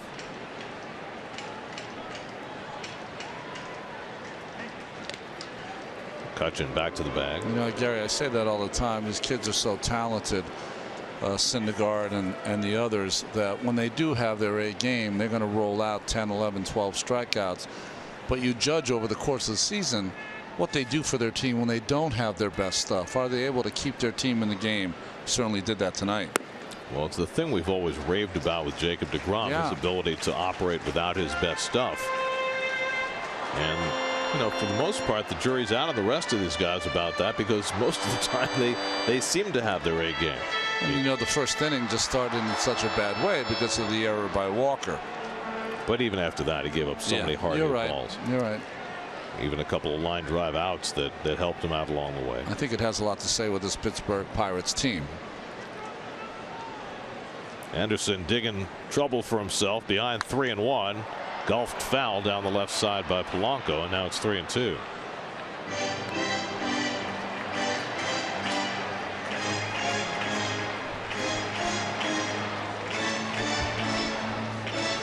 So you're saying Keith is preparing his treatise on Jonathan VR as we speak? Yeah, no, he's good to go.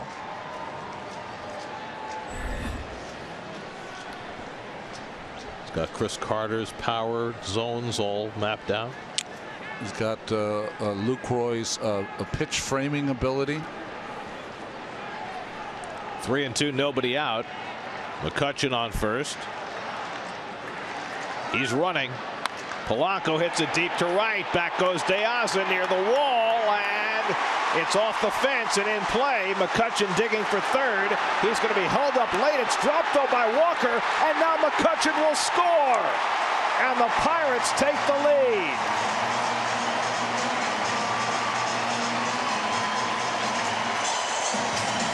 Neil Walker's shaky homecoming continues. McCutchen had been stopped, but Walker dropped the relay throw, and McCutchen was able to restart and come home. Well, first, another bullet down and in from Polanco. Good job by De Aza getting this ball in. You see Walker with his hands up. As soon as he gets the ball, Sofield had stopped the runner McCutchen, but McCutchen took a look out at Walker, saw that he dropped the ball, and made the decision on his own. Watch him here. He's not sure if it's going to be caught. He slips going around second. He catches his third base coach who tells him to slow down. As Gong lines out to Loney for the first out. And as McCutchen rounds third, he picks up his coach. Coach says to stop, but then he takes a look on his own. That's great base running by a great player. Meanwhile, Neil Walker started this series with 1 error for the season. He's made 3 errors in this series. That's his second tonight. He just simply took his eye off the baseball because he thought that McCutchen was going. He needs to get to Milwaukee. Infield in for Josh Harrison. And he swings and flies one out to right. De Aza back. Tagging at third is Polanco. De Aza's got it. Polanco lopes on in. Sacrifice fly for Harrison. And the Pirates have a 2-run lead. It's 5-3. Is it me, or is this team putting on a clinic on how to take at bats in certain situations?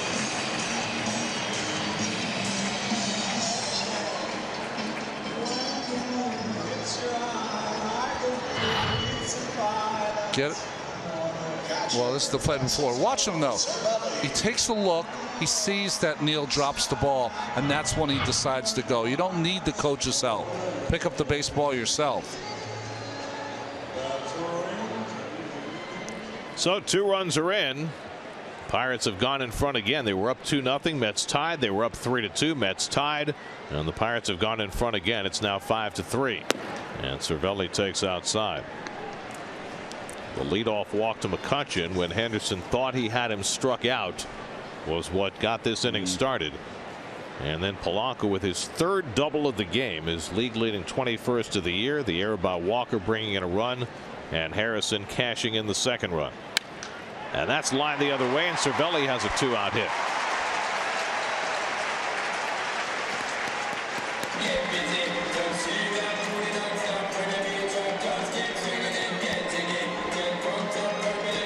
Well, we talked about Henderson back-to-back days. 2nd day has often been difficult for him. This is another one of those. He's had 2 of them now, right? He had 2 in Miami back-to-back, and now 2 here in Pittsburgh.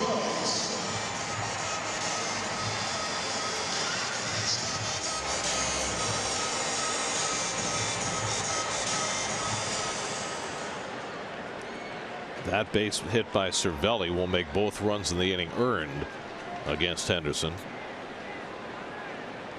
Here's Matt Joyce, who's gone 0 for 3 last 2 times up. He's hit line drive outs, and Cervelli going back and standing almost got himself picked off.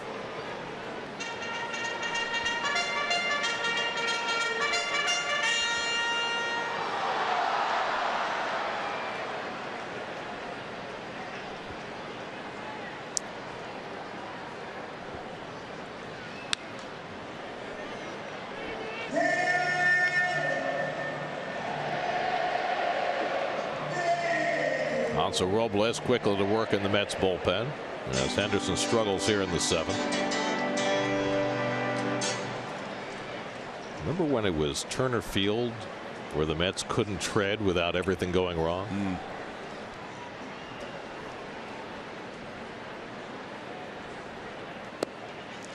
You know, Gary, they're a really good ball club. I think what happens, you know, this is a team that won 98 games last year, and you come in here and you say, boy, they're only a couple of games over 500.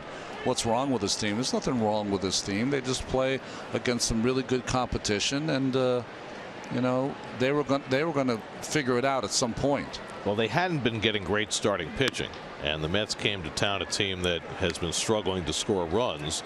John Neese and Juan Nicasio yesterday, neither one of whom had been lighting the world on fire, right, but they both held the Mets down. They gave them a jolt of confidence. Right.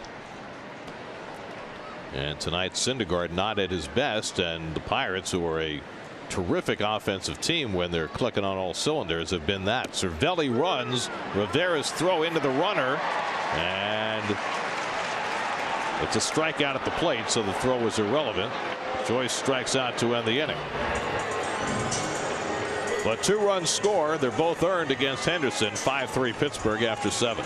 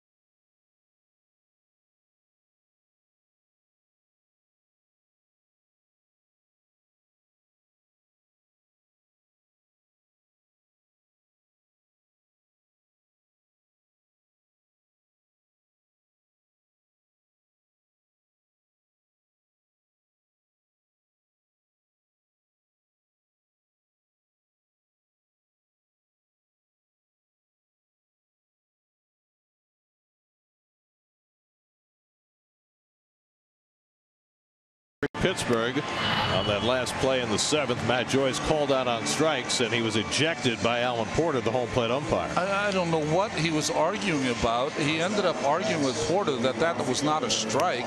Ball was right down the middle. It's not Porter's fault that he struck out 7 times in the last 9 at bat.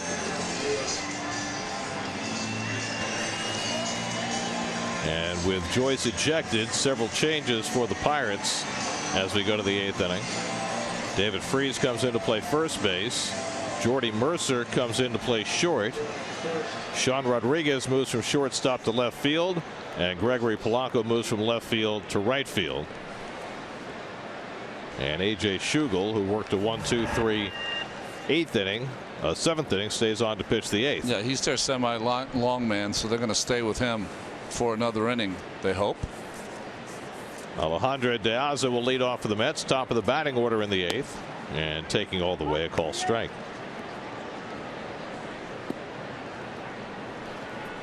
De Aza tonight 0 for 2 at a sacrifice his last time up. That helped lead to the tying run in the 5th inning. And he goes after an off-speed pitch. 0-2. Here's your Rem Mets box score. Big day for Ty Kelly, his first major league home run, a 2-run shot that tied the game in the 4th. He's had a couple of hits in this game.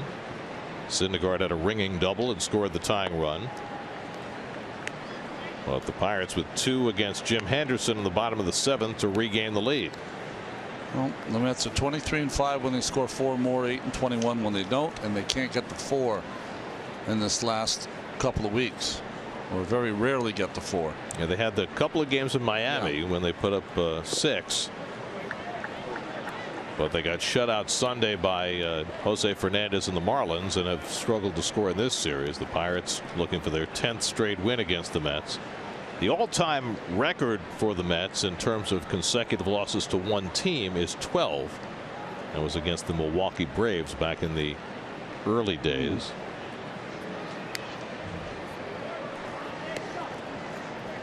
That's won 15 straight against the Pirates in 86 and 87. You were there for that. Yes, I was. 12 straight losses against the Braves back in 62 and 63. About the only bright spot for the Mets in terms of their recent lack of success against the Pirates. They don't play them that often. Yeah.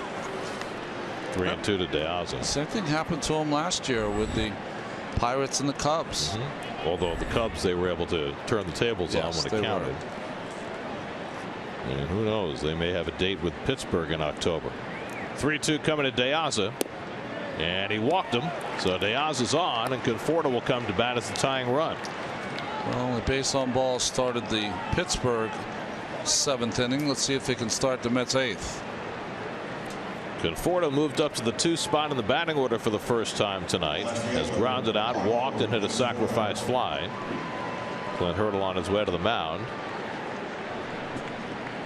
He's got Jared Hughes, a right-hander, up in the bullpen. Well, that's his sinker ball pitcher. He likes to bring in to try to get a double play ball. And Hughes will be coming on. So Schugel leaves after an inning plus. 5-3 Pittsburgh in the 8th. Call to the bullpen brought to you by Verizon.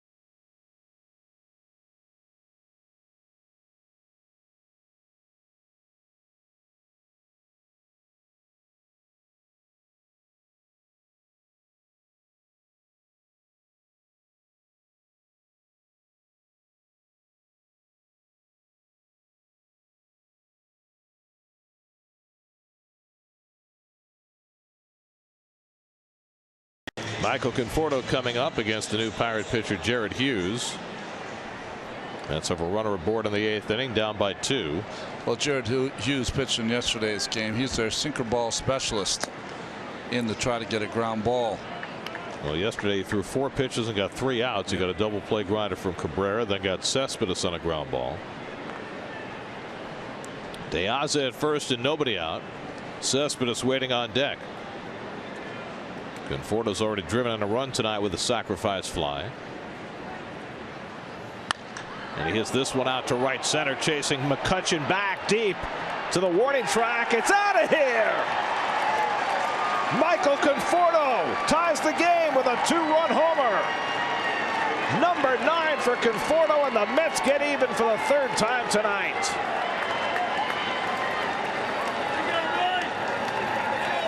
So Conforto put in a new spot in the batting order, hitting second.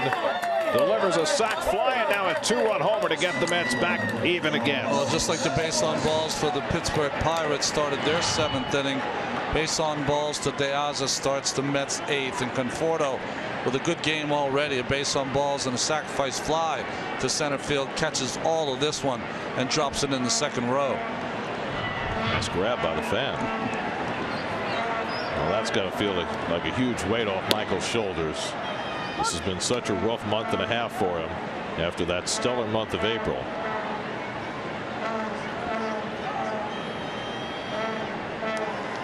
So we start even again. Now Cespedes, he was 1 for 3 on the night.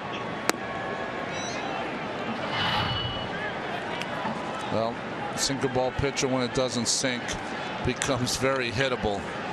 And that's the swing we saw a couple of months ago from Conforto.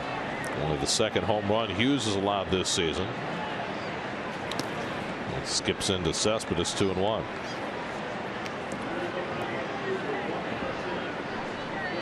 Well, the Mets were down 2-0. They tied it in the 4th on Ty Kelly's 2-run homer. They were down 3-2. They tied it in the 5th on Conforto's sacrifice fly. They were down 5-3, but they tied here in the 8th on Conforto's 2-run homer.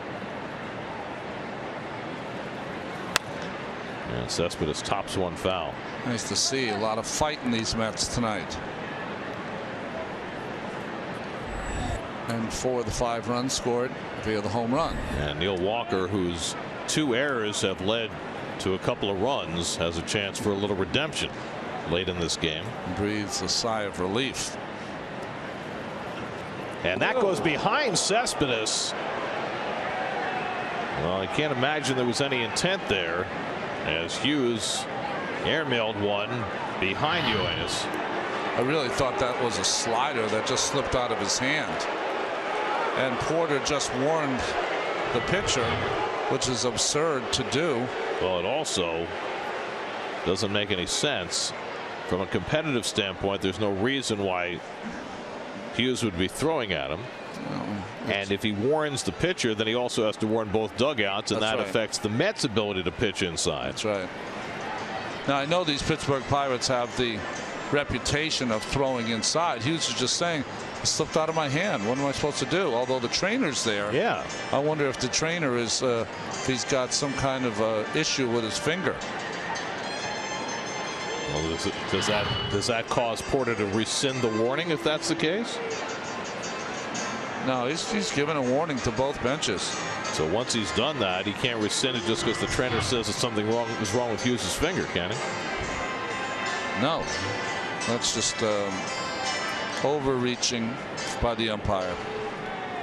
No reason to do that. It did look like a breaking ball, didn't it? Yes, it did. And if you just understand the game a little bit, Blue, come on. It's a changeup, and he lost control of it. I mean, you got to understand the game a little bit. Jeez. And part of the problem is these umpires get overloaded with directives from Major League Baseball about trying to short circuit any kind of incident like the one they had in Baltimore last night. Cespedes takes one the other way for a base hit. So Cespedes on 3-2 going to the opposite field. And now the Mets have the lead man aboard with nobody out. Well, the defense is playing the pull. So Hughes counters with that fastball away, and nice, smart, intelligent hitting by Cespedes to go the other way, get on base. So De Aza walked against Schugel to start the inning. Conforto greeted Hughes with a 2-run homer. Now Cespedes follows with a base hit, and now a chance for Walker to do some damage. Walker's 0 for 2 and a walk today. He's made 2 errors in the field that have cost the Mets a couple of runs. And this is where the Pirates have been vulnerable. That's why they don't have the record they had at this time last year. Their bullpen has been pretty shaky.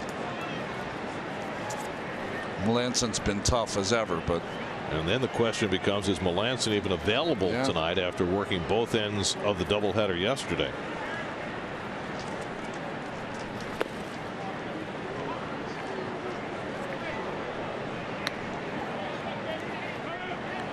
That's the number we were talking about before. So let's see if Mets come on the good end.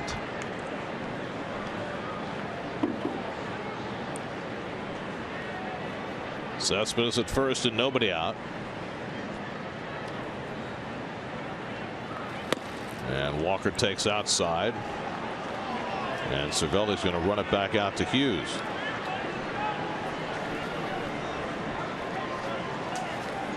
You could win a trip to Universal Orlando Resort, where you'll experience the action, thrills, and excitement of 2 amazing theme parks. So stay on site at Lowe's Sapphire Falls Resort. Go to sny.tv/Toyota and enter the Toyota Fan Flyaway Sweepstakes today. When Mark Melanson got 2 saves yesterday and retired every batter, he was the first Pirate to do that, get 2 saves in one day and retire every batter since John Gibbon in 1969. Wow.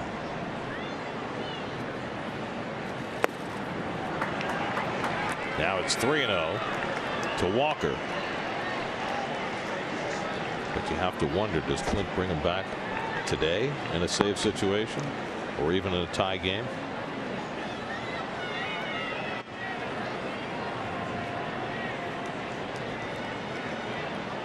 (3-0) to Neal, and he takes a strike. 3-1. I was surprised by the Hughes Conforto confrontation. You know, that usually is Tony Watson, or last year probably would have been Bastardo. Well, Watson's been so shaky lately. Yeah. 3-1 coming to Walker, and Neal flies one foul. 3-2. Well, for Neal to make up for today, dump one in the Allegheny. Almost forgotten. Well, his dad told Steve during the interview yesterday that they were waiting for Neal to do something big in this series. The entire family was here for the doubleheader last night. 3-2 with nobody out. Cespedes on first. He's running. Walker fouls it at the plate. By the way, Neal's dad, Tom, was honored before the game tonight by the Texas League Hall of Fame, because Tom Walker, when he was in Double-A ball in the Texas League, threw a 15-inning no-hitter, the longest no-hitter, to my knowledge, in professional baseball history. I've never heard of that. I mean, when I think of Pittsburgh, I always think of the Harvey Haddix game, of course. Haddix, who threw 12 perfect innings against the Braves before it was broken up.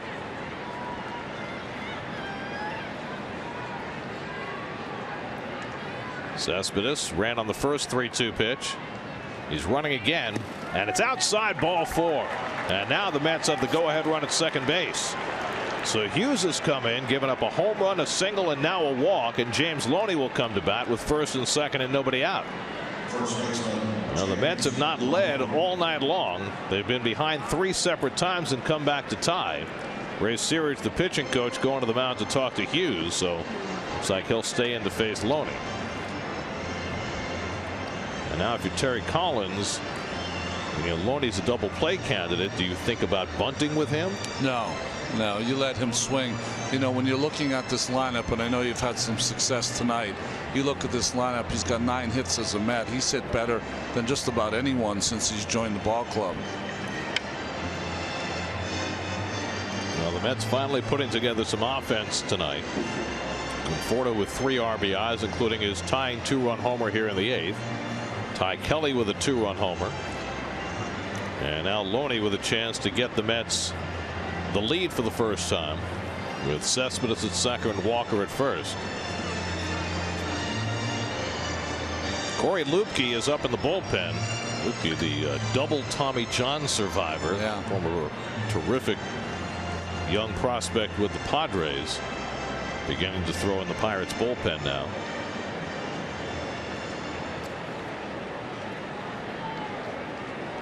Cespedes at second, he singled. Walker at first, he walked. Loney is 1 for 3 tonight, singled back in the second. He's already grounded into a double play and struck out his last 2 at bats. And the Pirates not looking for anything resembling a bunt. Cabrera on deck, and Loney slashes one foul. A lot of the strike zone that time. Just the key with Hughes is you got to make him get the ball up. You know, that's where his strength is, down on the knees. That's how he gets his ground balls.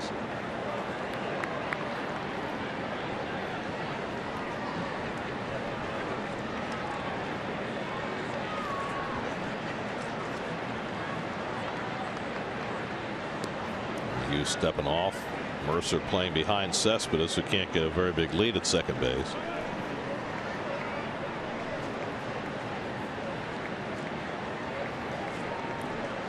Loney 1 hit in 2 career at bats against Jared Hughes. And it skips away from Cervelli, and the runners move up to second and third. That is a huge wild pitch by Jared Hughes. And now the Mets have the go-ahead run at third with nobody out. Well, not a good play by Cervelli, but what is happening here, he's looking for a fastball away, sinking fastball away, and Hughes held on to it too long and just skipped by Cervelli. So now if you're the Pirates, how do you play it? Do you go after Loney? Do you walk him and pitch to Cabrera? I think the way that Loney's hitting and the way Cabrera's hitting, I would walk Loney and pitch to Cabrera. They're bringing the infield in. They'll pitch to Loney with a 1-1 count, and he takes Loney in 2-1. And the Mets are poised here to try and grab the lead.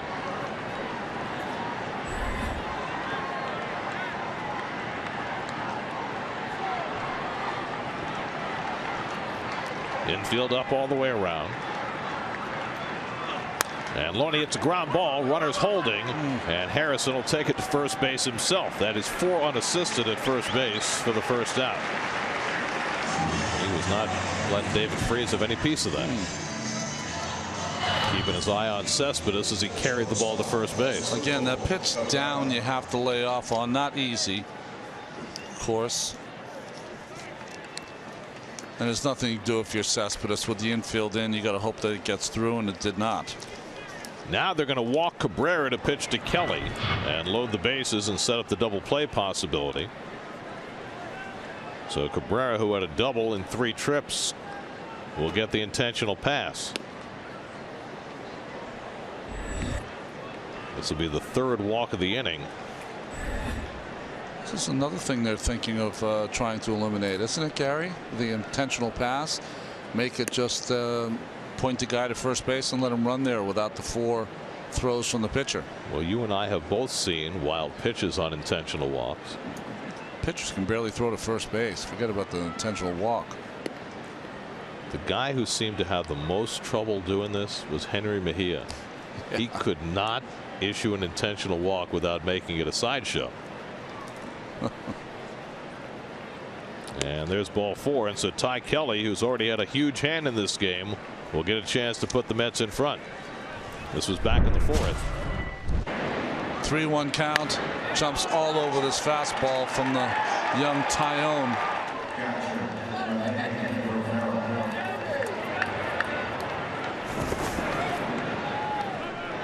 So Kelly bats here with the bases loaded and 1 out. 2 for 3 tonight, including his first big league home run and his first 2 major league runs batted in. Cespedes at third, Walker at second, Cabrera at first. And Kelly lays off the off-speed pitch, ball 1. Remember, this guy can eyeball a pitcher. His on-base percentage is great, has a great grasp of the strike zone.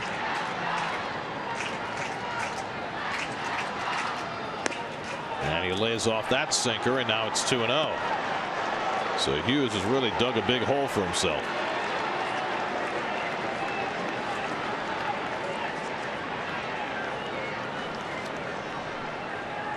2-0 coming to Ty Kelly. And he hits one in the air, not all that deep in left field. Rodriguez under it. Cespedes at third. He's going to come halfway down the line and go back. Perfect throw by Rodriguez. 2 men down. So Kelly trying to get one deep enough to get a run home. Didn't get it deep enough. Well, that's a shame. And Rodriguez, even though he is mostly an infielder, he's got a very strong arm. Took him a long time to get rid of it, but no chance for Cespedes to score. For the Mets, number 3. And now Curtis Granderson will bat for Rene Rivera, with a chance slipping away here in the 8th inning. Mets at second and third and nobody out after tying the game. But Loney hit the ground ball with the infield in, and the runners had to hold. And now Kelly flies out for the second out, and it's left to Granderson to come up as a pinch hitter and try and get something done with 2 down. Grandy had a home run in one of the games in the doubleheader yesterday. It's been rough for Granderson, just 3 hits in his last 25 at bats. Cespedes still at third, Walker at second, Cabrera at first. 2 out top of the 8th. And Curtis takes a fastball strike. Going to see mostly sinking fastballs away from Hughes, playing that big shift, which allows that big hole at shortstop. And Curtis has check swing Tapper. In comes Mercer to field it. The quick throw, and he got him by a stride to end the inning. The Mets tie the game, but they bypass an opportunity to grab the lead. That's at second and third and nobody out, but can't get a run in. Mercer throws out Granderson. It's a 5-5 game in the 8th.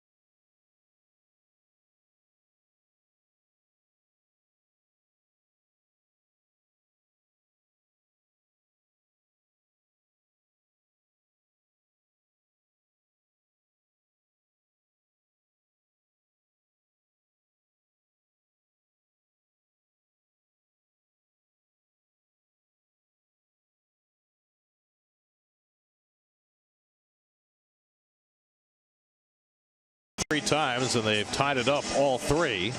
Pirates will come to bat in the bottom of the 8th with the score tied at 5. Kevin Plawecki comes in to catch after Rivera was taken out for a pinch hitter.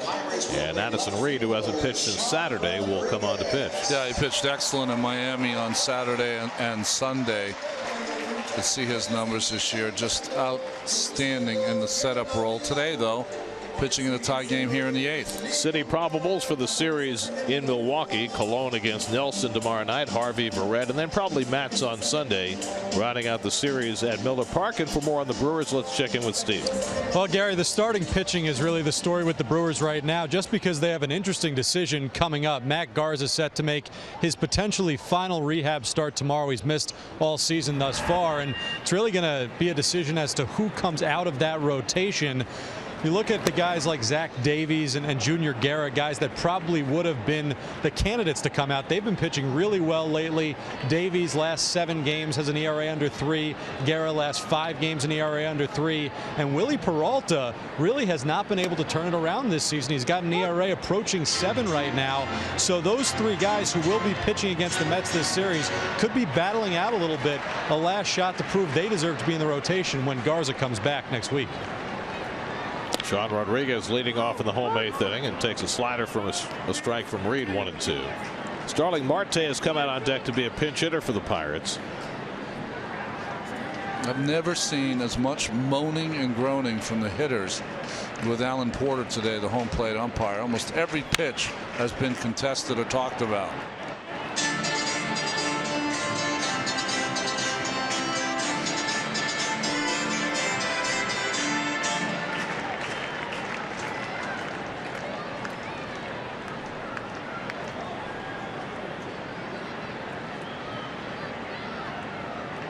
Now the 1-2 from Reed, and Rodriguez fouls back the fastball. So Jim Henderson gave up 2 runs in the 7th. Mets got him off the hook with Conforto's 2-run homer to tie the game. And now Reed trying to keep this game in check in the 8th inning. Starling Marte, who got hurt in the first game of the doubleheader yesterday and has not played since, ready to pinch hit, and he is a big threat to follow. Comebacker, but it's over Reed. Walker has to charge the quick throw, and he gets Rodriguez by a stride, 1 away.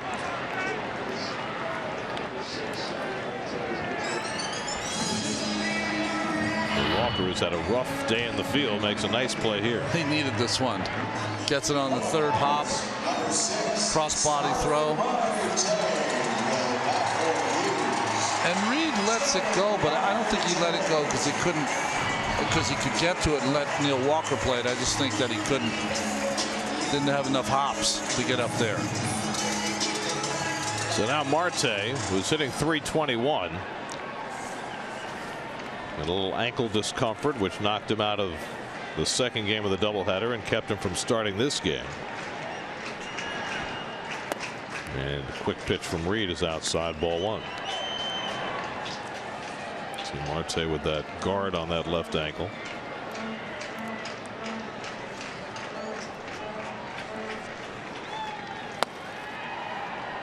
Ball and a strike. Marte 2 for 4 in his career against Reed.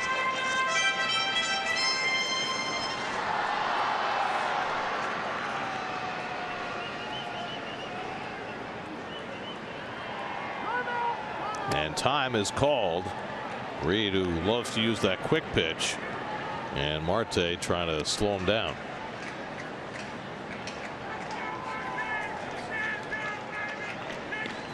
Marte started the night 6th in the National League in batting. He takes a slider off the plate, 2-1.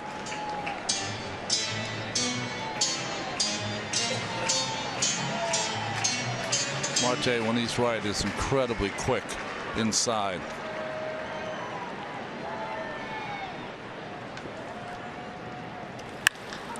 Out to left field, but right at Conforto, and that's the 2nd out. Well, he was quick inside. Yeah, he was. Luckily for the Mets, he made an out. He just has incredibly quick hands.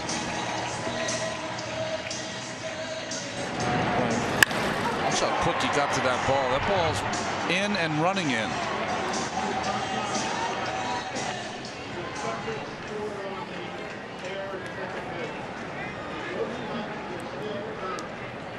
So here is David Freese batting for the first time. Came in for defense in the last inning.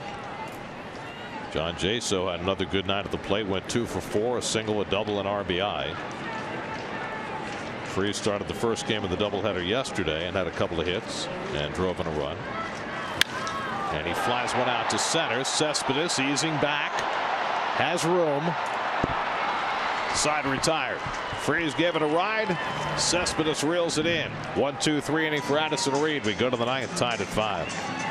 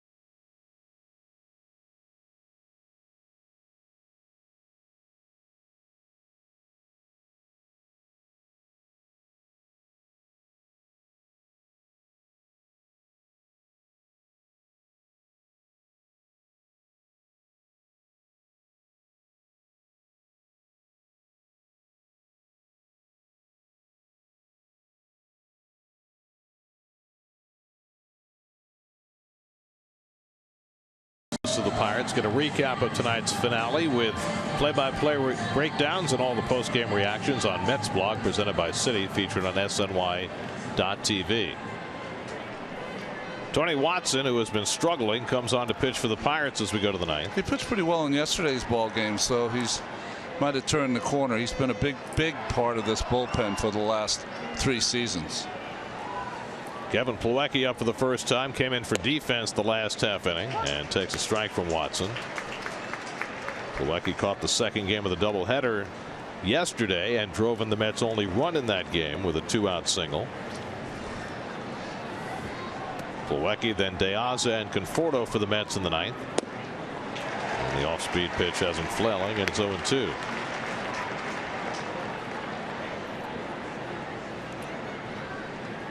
Watson, the 4th Pittsburgh pitcher of the night. Jamison Taillon in his major league debut.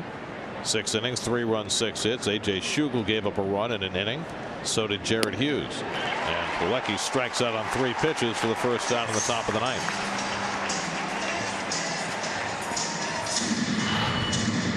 Well, Hughes has got what ball players call easy gas. It doesn't look like he puts too much effort into it. He throws across his body. And to go with that fastball, he's got a good changeup he uses against right-handed hitters. So 1 out and nobody on. Now De Aza gets in the bat against the left-hander. De Aza 0 for 2, drew a leadoff walk in the 8th and scored in front of the Conforto home run. And he takes a strike.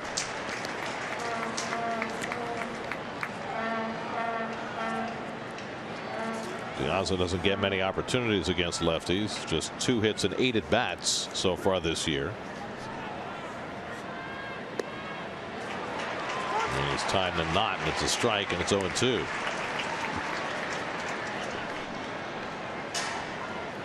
Michael Conforto homered his last time up and has driven in 3 runs tonight. Waits to hit next. The Mets 5 runs, 8 hits. The Pirates 5 runs, 9 hits. The slider off the plate, 1-2. Kansas City Royals lost again tonight. Got shut out by Chris Tillman and the Orioles. That's 7 straight losses now for Kansas City. Tillman had 9 punch-outs. Royals will be at Citi Field week after next. And De Aza down on strikes. Back-to-back strikeouts for Tony Watson to start the ninth.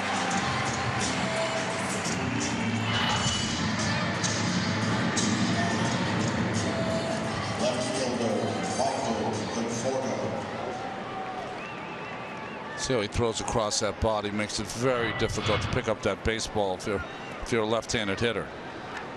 So now Conforto, who homered against Jared Hughes in the 8th inning to tie the game. Conforto also had a sacrifice fly in the 5th. So it's been a productive night for Michael. Moved up to the number 2 spot in the batting order for the first time. His home run was his 9th of the year. He's now driven in 29. And he takes a letter high strike, 1-1. The only thing I've seen with Watson as they shift on Conforto now,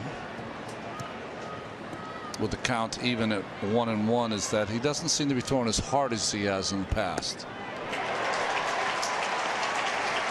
1-2 now to Conforto. Jerry's Familia's up in the Mets bullpen. Don't know what the plan is if the Mets don't score here. Do you bring your closer into a tie game on the road? Or does Reed go another one? 1-2 coming. And it's off the plate to Conforto, 2-2.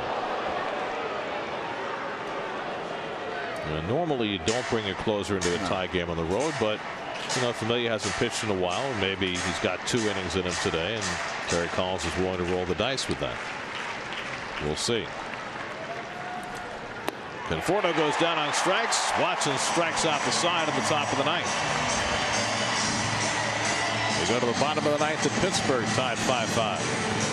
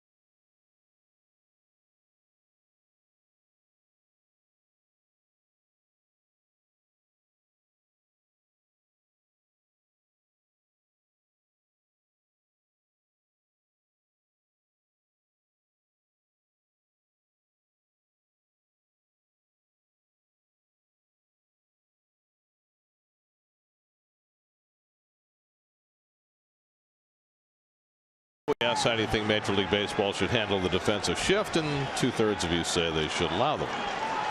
And so the Mets are shifting against Andrew McCutchen, who hits one through the shift for a base hit to lead off in the bottom of the 9th. 3 infielders on the left side. McCutchen hit it to the left side, but found the space between Walker and Cabrera. And the Pirates had the winning run aboard against Addison Reed. Well, I have to say that's on the people who answered the Twitter poll.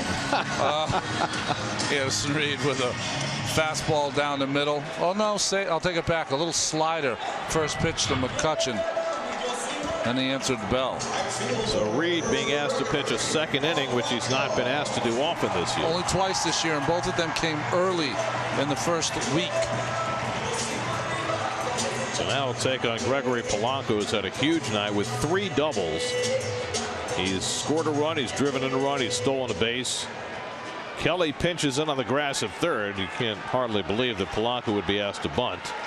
McCutchen at first has not been doing much base stealing.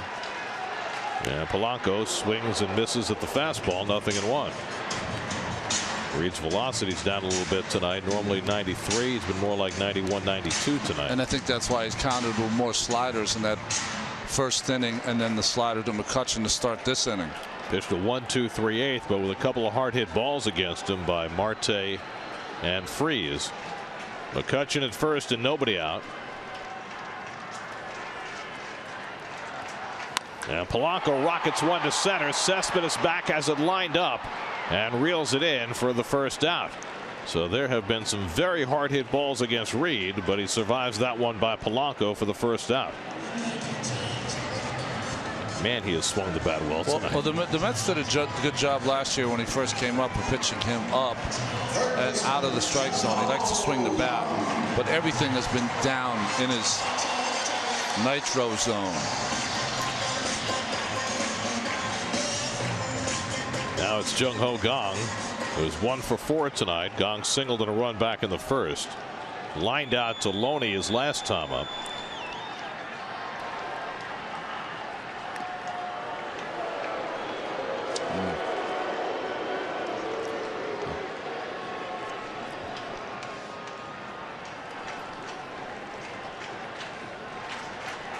McCutchen at first and 1 out. And Kang takes a strike.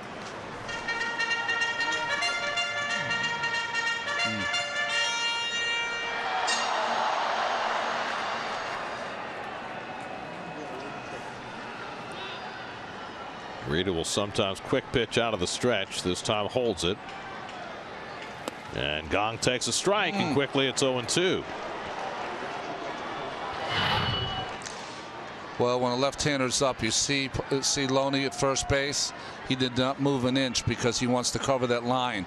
With the right-hander Kang up, he definitely will get a couple of steps off. 0-2 to Kang. Checks the swing and took the fastball, and he stopped the swing. 1-2. I mean, you'd like to take one step off the bag, even with the left-hand pull hitter up. Yeah, because especially since he's a good fielder, you don't want to just give him any ball in the hole. But we've seen Kang go to the right side pretty efficiently in this series.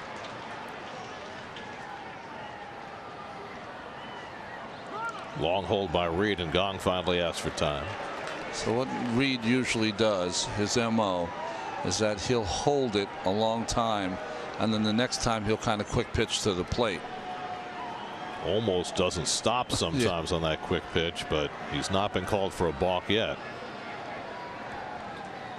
No quick pitch here. No. And McCutchen runs, and Kang fouls it off. So McCutchen, who has not been doing much base stealing, only 1 steal in 4 tries this year, was on his way that time. Pretty good jump there. Reed pretty quick to the plate, but remember Plawecki behind the plate, who gets rid of the ball quick, but certainly doesn't have the arm strength of Rivera. Reed has not had a stolen base attempted against him this year.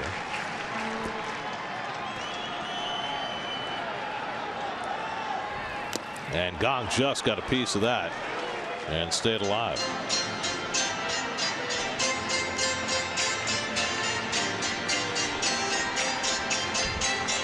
Reed's faced 5 batters before Kang, and 4 of the 5 have hit the ball hard. Keeping the ball away from Kang.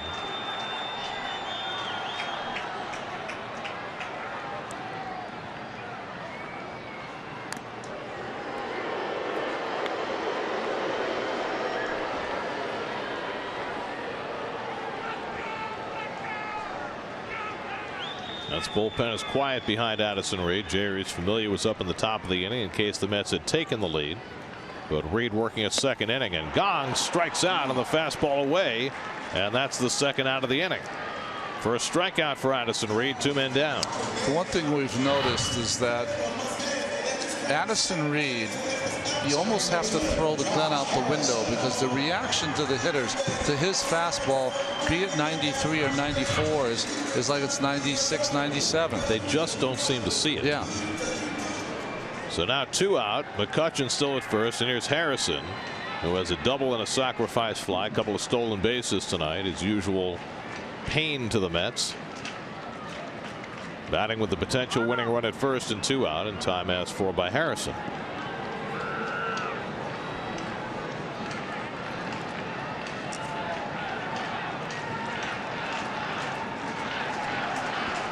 Harrison 1 for 2 in his career against Reed, and he slaps one to the right side. Walker fields it cleanly, and we're going to extra innings in Pittsburgh. Reed works around the leadoff single, works 2 scoreless innings. We go to the 10th at PNC Park, tied at 5.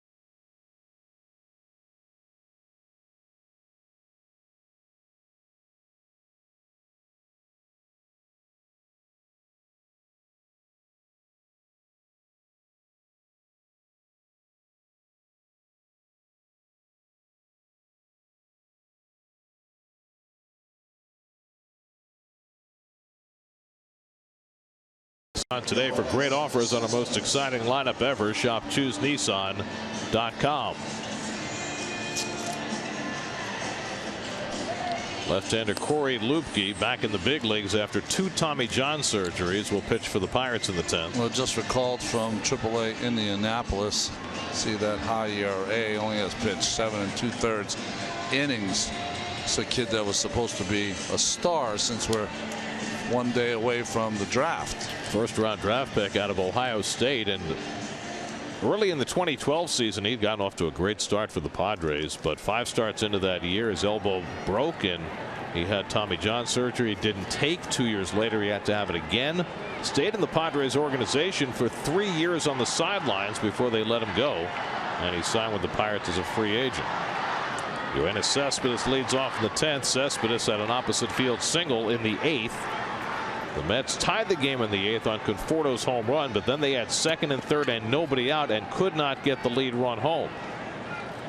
And Cespedes takes inside from Lupke, ball 1. This is only the Mets' 3rd extra inning game of the year. They've lost their first 2. Pirates are 3-2 in extra inning games this year.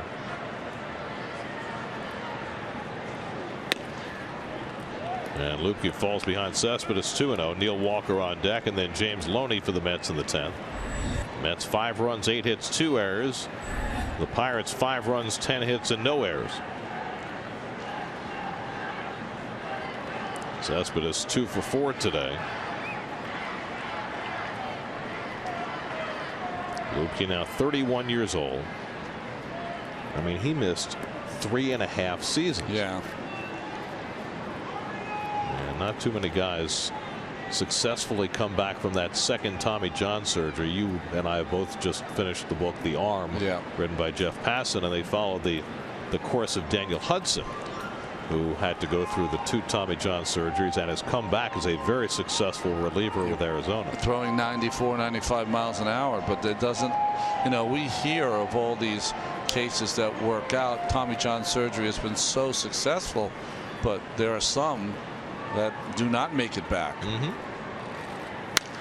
Hit toward the middle, base hit for Cespedes, his 3rd hit of the night. And so the Mets get the leadoff man on in the 10th inning. Maybe he's trying to be Superman tonight. Fastball down. That's twice now. He's kind of beat the shift. That's no shift, really. You're not going to be in that position. So now Neil Walker, who's walked twice tonight and flied out twice, 0 for 2. Walker's made 2 errors in this game. Neil Walker had never made 2 errors in a series at PNC Park before tonight. Really? And he's made 3 in this series. And, you know, you hate to make excuses for a guy, but you can only imagine that the emotions associated with this week have played a role.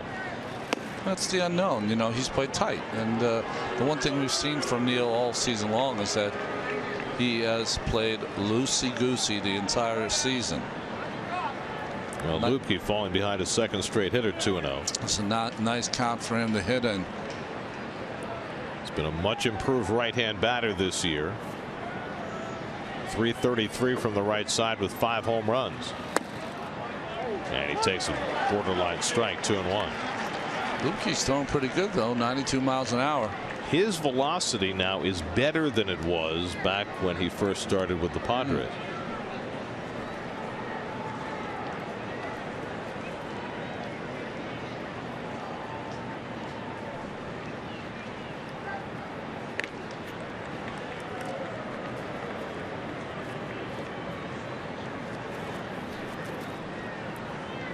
Walker at the plate, Loney on deck. And still have a couple of bats in the dugout. That's on the inside corner, a strike, 2-2. That was a good slider there from Luebke.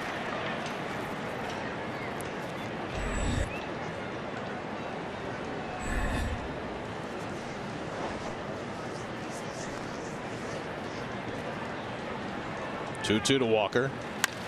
Toward the middle of the diamond. Mercer can't get it. Base hit. Cespedes pulls in at second. So back-to-back base hits for Cespedes and Walker to start the 10th inning.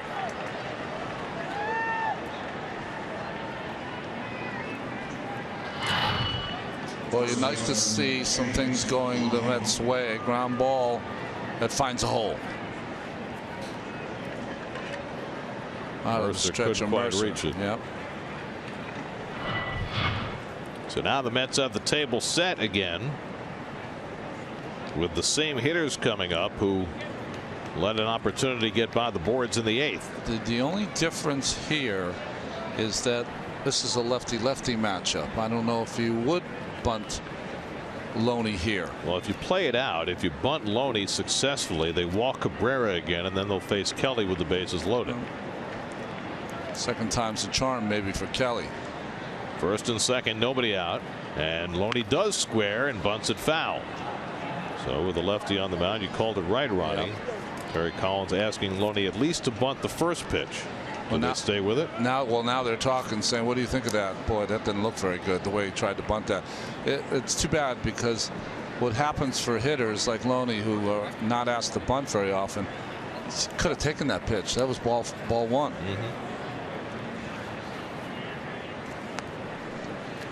Takes a long look down at Tim Tuffle to see if the bunt is still on. The third baseman Gong in on the grass.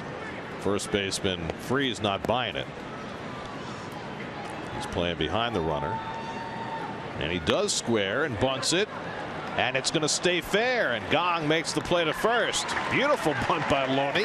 Hugged it right on the grass, And the 5-3 sacrifice moves the runners to second and third. That's one of the best bunts I've ever seen by an everyday player.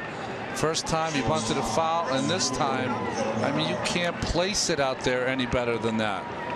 And since it's on the grass, and you talked about the thicker grass here, Gary, that ball no chance of going foul. Good technique.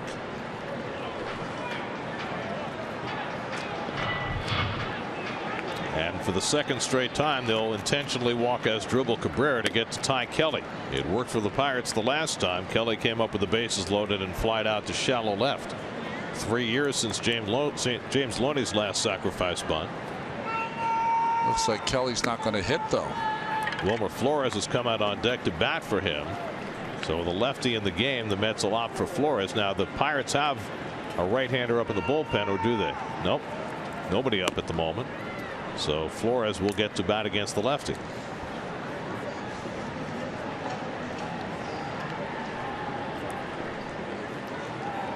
So the Mets will have the same scenario they had in the 8th. Bases loaded, 1 out, and this time Flores coming up back in the 8th inning. Second and third, and Loney grounded out. Runners held. And then Kelly with a chance to hit a sacrifice fly, got it in the air but not deep enough. So interesting, isn't it? Well, Granderson, of course, made the final out on a nice play by Mercer. But it's so interesting, you know. The Mets described the reason they wanted to keep Kelly is because he's a switch hitter and he's a guy that hits lefty and righty, and we can not have to make a change late in the game. Well, they made the change to Flores. So Flores bats for Kelly. The pitcher spot is up next, and Matt Reynolds has come out on deck to bat for Reed. So if Flores can't get it done, it would be in the hands of Reynolds to try and get the Mets in front. Cespedes at third, Walker at second, Cabrera at first, 1 out. And Wilmer hits one off the fist, shallow center field. Harrison back, can't get it, base hit. In to score is Cespedes. Everybody else moves up a base.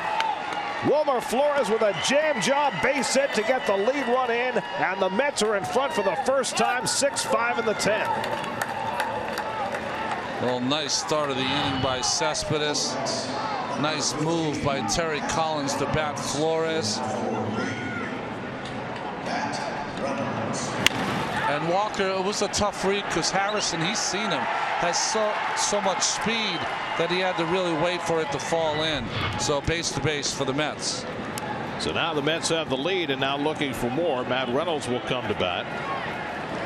Reynolds batting for the first time in this series. Bases loaded, 1 out. And he takes up and in for ball 1. So Flores comes through as a pinch hitter. First pitch. Dumps it into center to get the lead run home. Walker now at third, Cabrera at second, Flores at first, and Jeurys Familia on call in the bullpen, getting ready for the save chance. The Mets had fought uphill all night long. They were down 2-0. They tied it on Kelly's home run in the 4th. They were down 3-2. They tied it in the 5th. They were down 5-3. They tied it on Conforto's home run in the 8th. And now they finally poked their nose in front in the 10th. You know, interesting move by Terry Collins. It almost felt like to me, Gary, that he was just, this inning's got to be the inning. I'm going to put everything into this inning to score a run and try to do it right here. He was a casino player. He put it all on the hopping hard 8. In the air, not very deep in left center. Angling in is McCutchen to make the catch. Walker comes down the line but holds, and it comes in to the plate on target.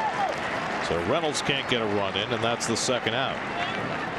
And now Kevin Plawecki will bat with 2 out on the bases full. It's 2 times now by the young Kelly, and now young Reynolds not able to get the run in from third base. An insurance run.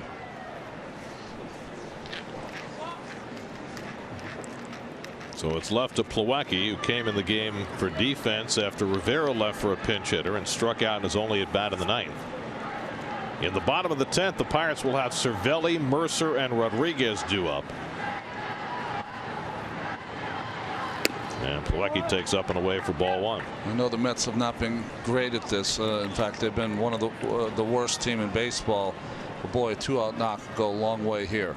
Well, Plawecki had one of those in the first game of the doubleheader yesterday, a 2-out RBI single. took the ball right up the middle that time, and it's what he's trying to do here. It's been rough sledding for Kevin. Batting average just a shade over 200.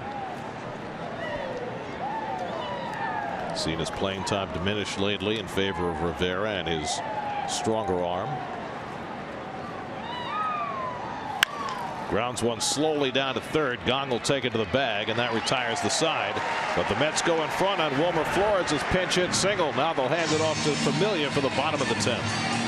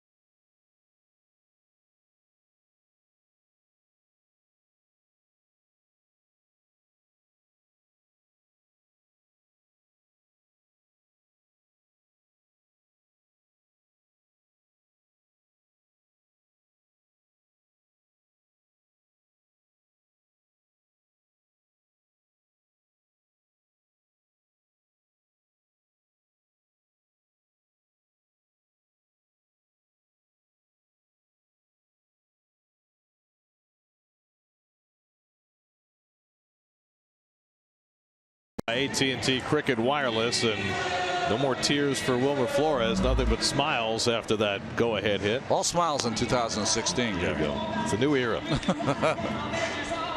Jerry's Familia on to try and save it for New York. Flores stays in the game at third. Well, 18 for 18 this year.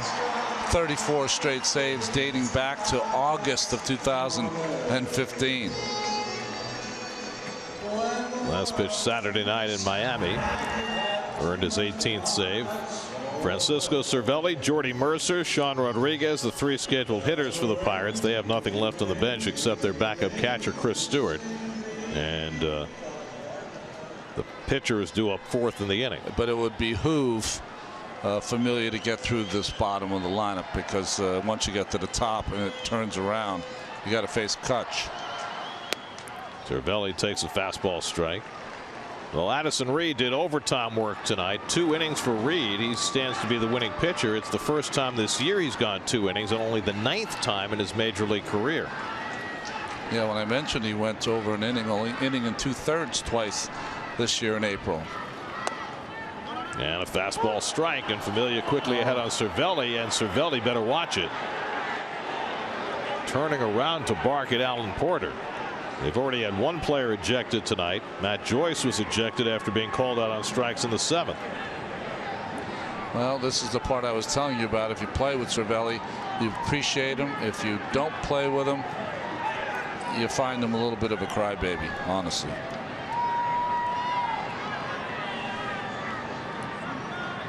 Familia quickly ahead of him, 0-2. Quick pitch, and he comes up and in. A slider from Familia, 1-2. So that's one slider from the Pirates that went behind Cespedes, and now a slider in on Cervelli. More importantly, quick pitched through a slider, not a fastball. Maybe you should have thrown that to Alex Gordon. Is that what you're saying? No, those are that's gone. Or are we re-arbitrating old news? That's gone.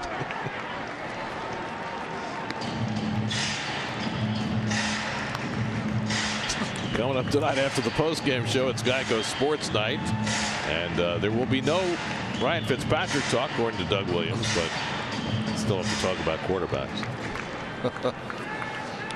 Jordy Mercer getting ready for his first turn at bat in this game is on deck. 1-2 to Cervelli.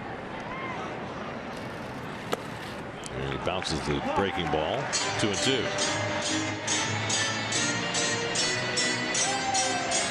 Noah Syndergaard went 6, allowed 3 runs, 2 earned on 7 hits. Jim Henderson gave up 2 runs in the 7th. Addison Reed 2 scoreless innings as the Mets rallied to take the lead after tying it in the 8th. Cervelli cracks one foul. And that skipped into the stands in a hurry. Yeah, Cervelli was ready for that quick pitch.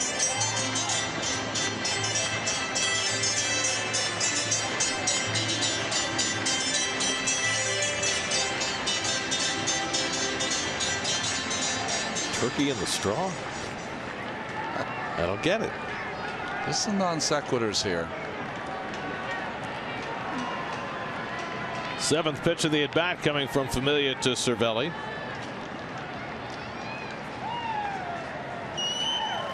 And it's outside, ball 3. So Familia got up in the count 0-2. And now Cervelli's run it full.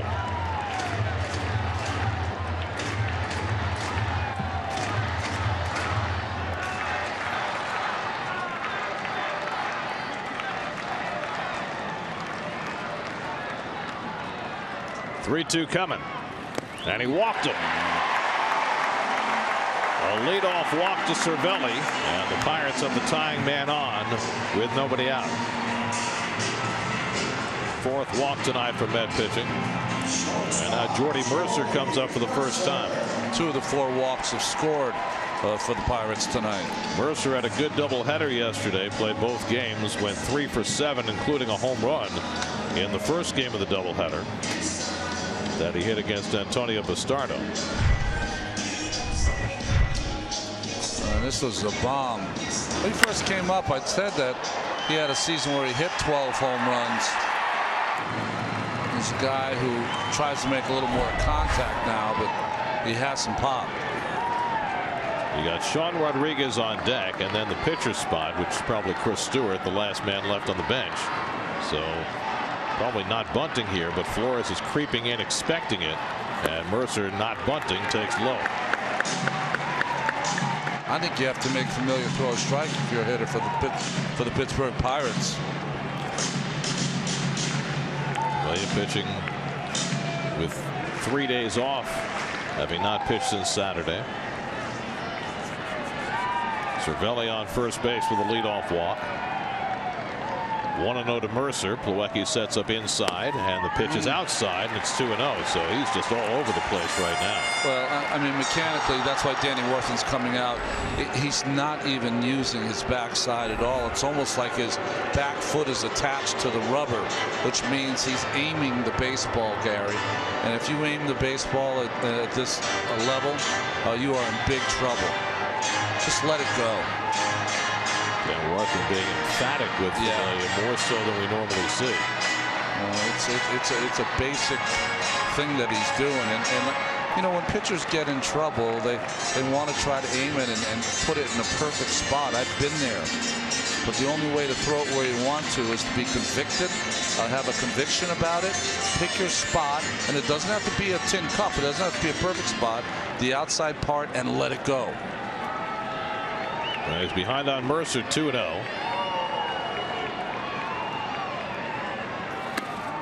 And now 3-0.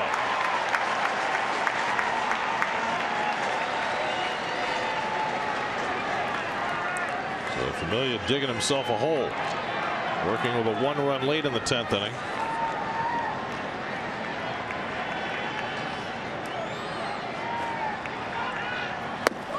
Ball 4. And now the Pirates have the tying and potential winning runs on base with nobody out.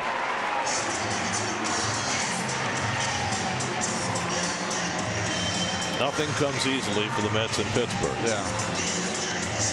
On a night when their offense has done enough Now one of the most trusted pieces of their team having some trouble. Cabrera making sure that Familia's okay. Well, now you got Sean Rodriguez coming up. Do you look for the bunt here?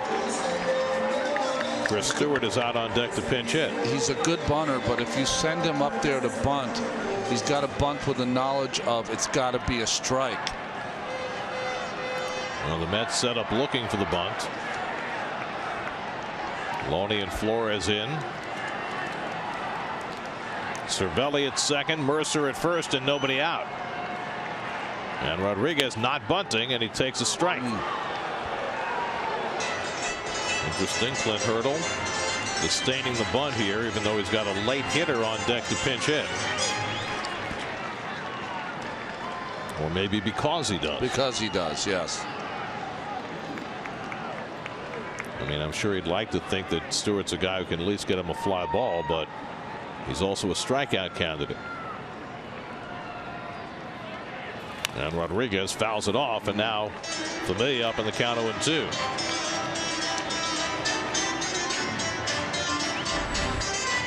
Chris Stewart, the last man left on the bench for the Pirates. They went for defense when they had the lead in the 8th inning. You know, Stewart did have a couple of hits yesterday, despite them not being hard hits. Still two hits yesterday. So now Familia finding the strike zone, gets ahead 0-2 on Rodriguez. And time asked for. Rodriguez got something in his eye.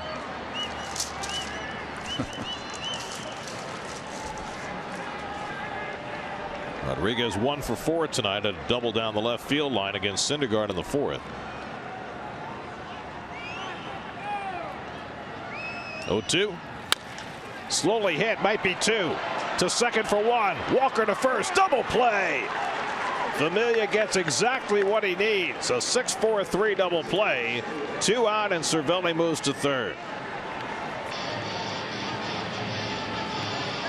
Well, going against the odds and not bunting Rodriguez cost Hurdle and the Pirates.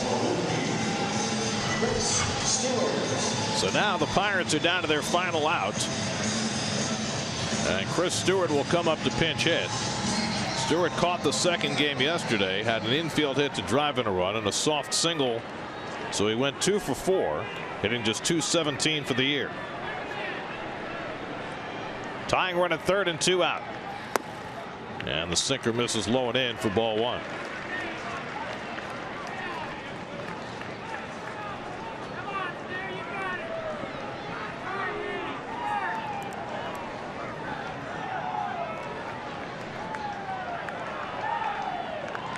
Plawecki setting up inside. And Stewart fouls it off, and that caught Plawecki. Remember, the Mets have already used both their catchers tonight. I was wondering if that caught him on the thigh. Fouled straight back. Yeah, right in that left thigh. Right on top there. That's got to really hurt. Yeah, it does. It's like a Charlie horse. Any of you folks know what that feels like. Terry trying to figure out what his emergency catcher situation is. Does people use Charlie horse anymore, by the way? Not really, right? Well, Plawecki has no choice but to stick it out. He'll be fine. One more out to get. The thing he has to keep in mind, though, is getting down to block the potential wild pitch with that tying run at third. Well, I think that's why his leg was exposed. He's getting down to make sure that he's in that position. 1-1 to Stewart. And it's below the knees, 2-1. See how every time he catches the ball, he's dropping to his left knee. He wants to make sure that he gets down there early. Familia is the kind of pitcher that he can throw 3 straight down the middle, and the next one's not even close. Familia trying to keep that streak intact with the tying run 90 feet away.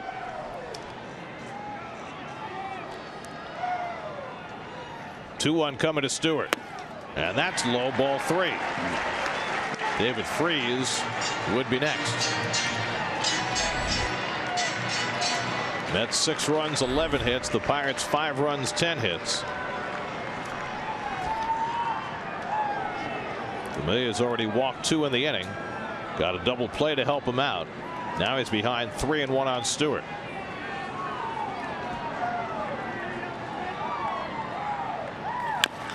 Off his leg, a foul ball, 3-2. So now the Pirates are down to their final strike. So now, after Stewart caused pain for Plawecki, he causes pain for himself. Yes, he did.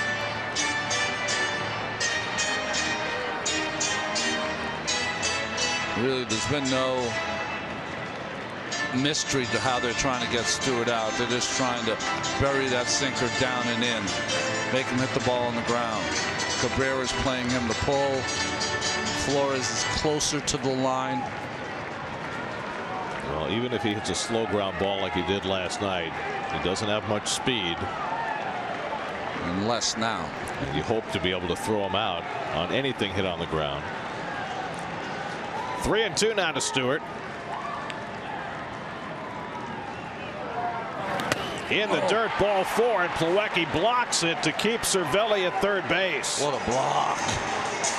So the potential winning run is back on base, but Plawecki keeps the tying run from scoring. I think he blocked it with his face. Ball went not even close. He did. He blocked it with his mask. First baseman, David Freed. What a job by Plawecki. That ball hit a foot before the plate. So Jerry's Familia, who had walked only 7 batters this season in 28 outings, has walked 3 in the inning. And now the tying run is on third. The potential winning run is at first, and David Freese bats for the second time. His only at bat in the 8th inning against Addison Reed. He sent Yoenis Cespedes back on the warning track in center field to catch his fly ball. So this is not coming easily for Familia. 21 pitches deep into this 10th inning and still going. And Freese takes it low, ball 1. What do you say? Wharton's been out there. You're going to live and die with Familia. And he has a little bit of the yips here throwing strikes. 3 walks in the inning, a double play ball preventing further damage. 1 more out to get.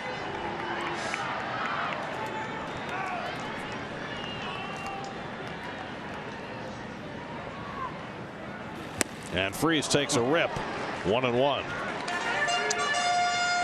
Ball 2.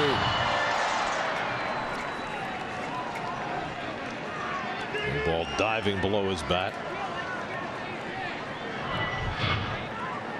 Freese 0 for 2 in his career against Familia.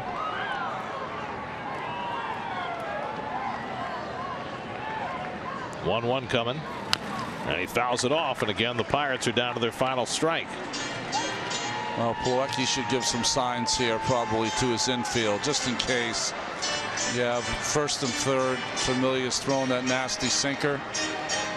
Probably should let his infield know what he's going to do if Stewart takes off. Not much speed at first or at third. 2 catchers running. Cervelli at third, Stewart at first.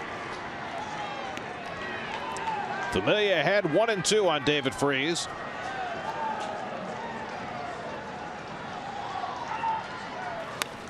Fouled it off. Got that pitch up. That was a better swing there by Freese.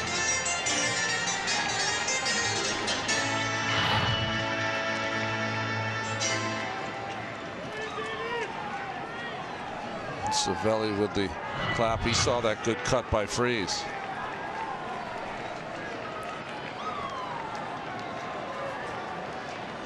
Familia trying to put on the finishing touches. 1-2 to Freese. Slider, strike 3 called, and the ball game is over. Familia teeters but does not fall, and the Mets finally beat the Pittsburgh Pirates. They come from behind 3 separate times. Wilmer Flores with the go-ahead hit in the 10th, and Familia able to stagger to the finish, and the Mets snap a 9-game losing streak to the Pirates, winning 6-5 in 10. Familia could not throw a slider over for a strike if it killed him, and finally on final pitch he throws a perfect one to David Freese to get the Mets out of that inning. The 9-game losing streak is over. The perfect slider on the outside corner, the call by Alan Porter, and the Mets can have a happy flight. 35 times in a row Jeurys Familia has converted save opportunities. This might have been as difficult a one as he had. Just had no control at all, but he manages to get the save. Addison Reed, with his longest outing of the year, gets the victory with 2 scoreless innings. The Mets come from behind 3 times. Home runs from Ty Kelly and Michael Conforto, and they win it on Wilmer Flores' base hit with the bases loaded in the 10th. For every Mets win, the Mets organization is proud to contribute $2,500 to Northwell Health and the Katz Institute for Women's Health. For more information, visit northwellhealth.com/KIWH. This win brings the total contribution so far this season to $80,000. And every road win this year means another opportunity to win prizes from Delta Airlines. Go to sny.tv/Delta Dugout to sign up now. New York Mets baseball on SNY is brought to you by Geico, the #1 insurer in the New York market. By the Lexus NX Turbo and Hybrid, go beyond utility. By Affinity Health Plan, serving the healthcare needs of New Yorkers for more than 30 years. By Optimum, presenting Mets games in crystal clear HD. And by Citi, preferred card of the New York Mets. Final score tonight: in 10, the Mets 6, the Pirates 5. Mets snap a 3-game losing streak and beat the Pirates for the first time in 10 tries. Now it's on to Milwaukee. First of 4 with the Brewers. Bartolo Colon on the mound tomorrow night. Our coverage begins at 7 o'clock right here on SNY. Thrilling win for the Mets tonight. For Ron Darling, Steve Gelbs, and our entire SNY crew, I'm Gary Cohen in Pittsburgh. Time for WB Mason post-game live. Let's join Gary Apple and Nelson Figueroa.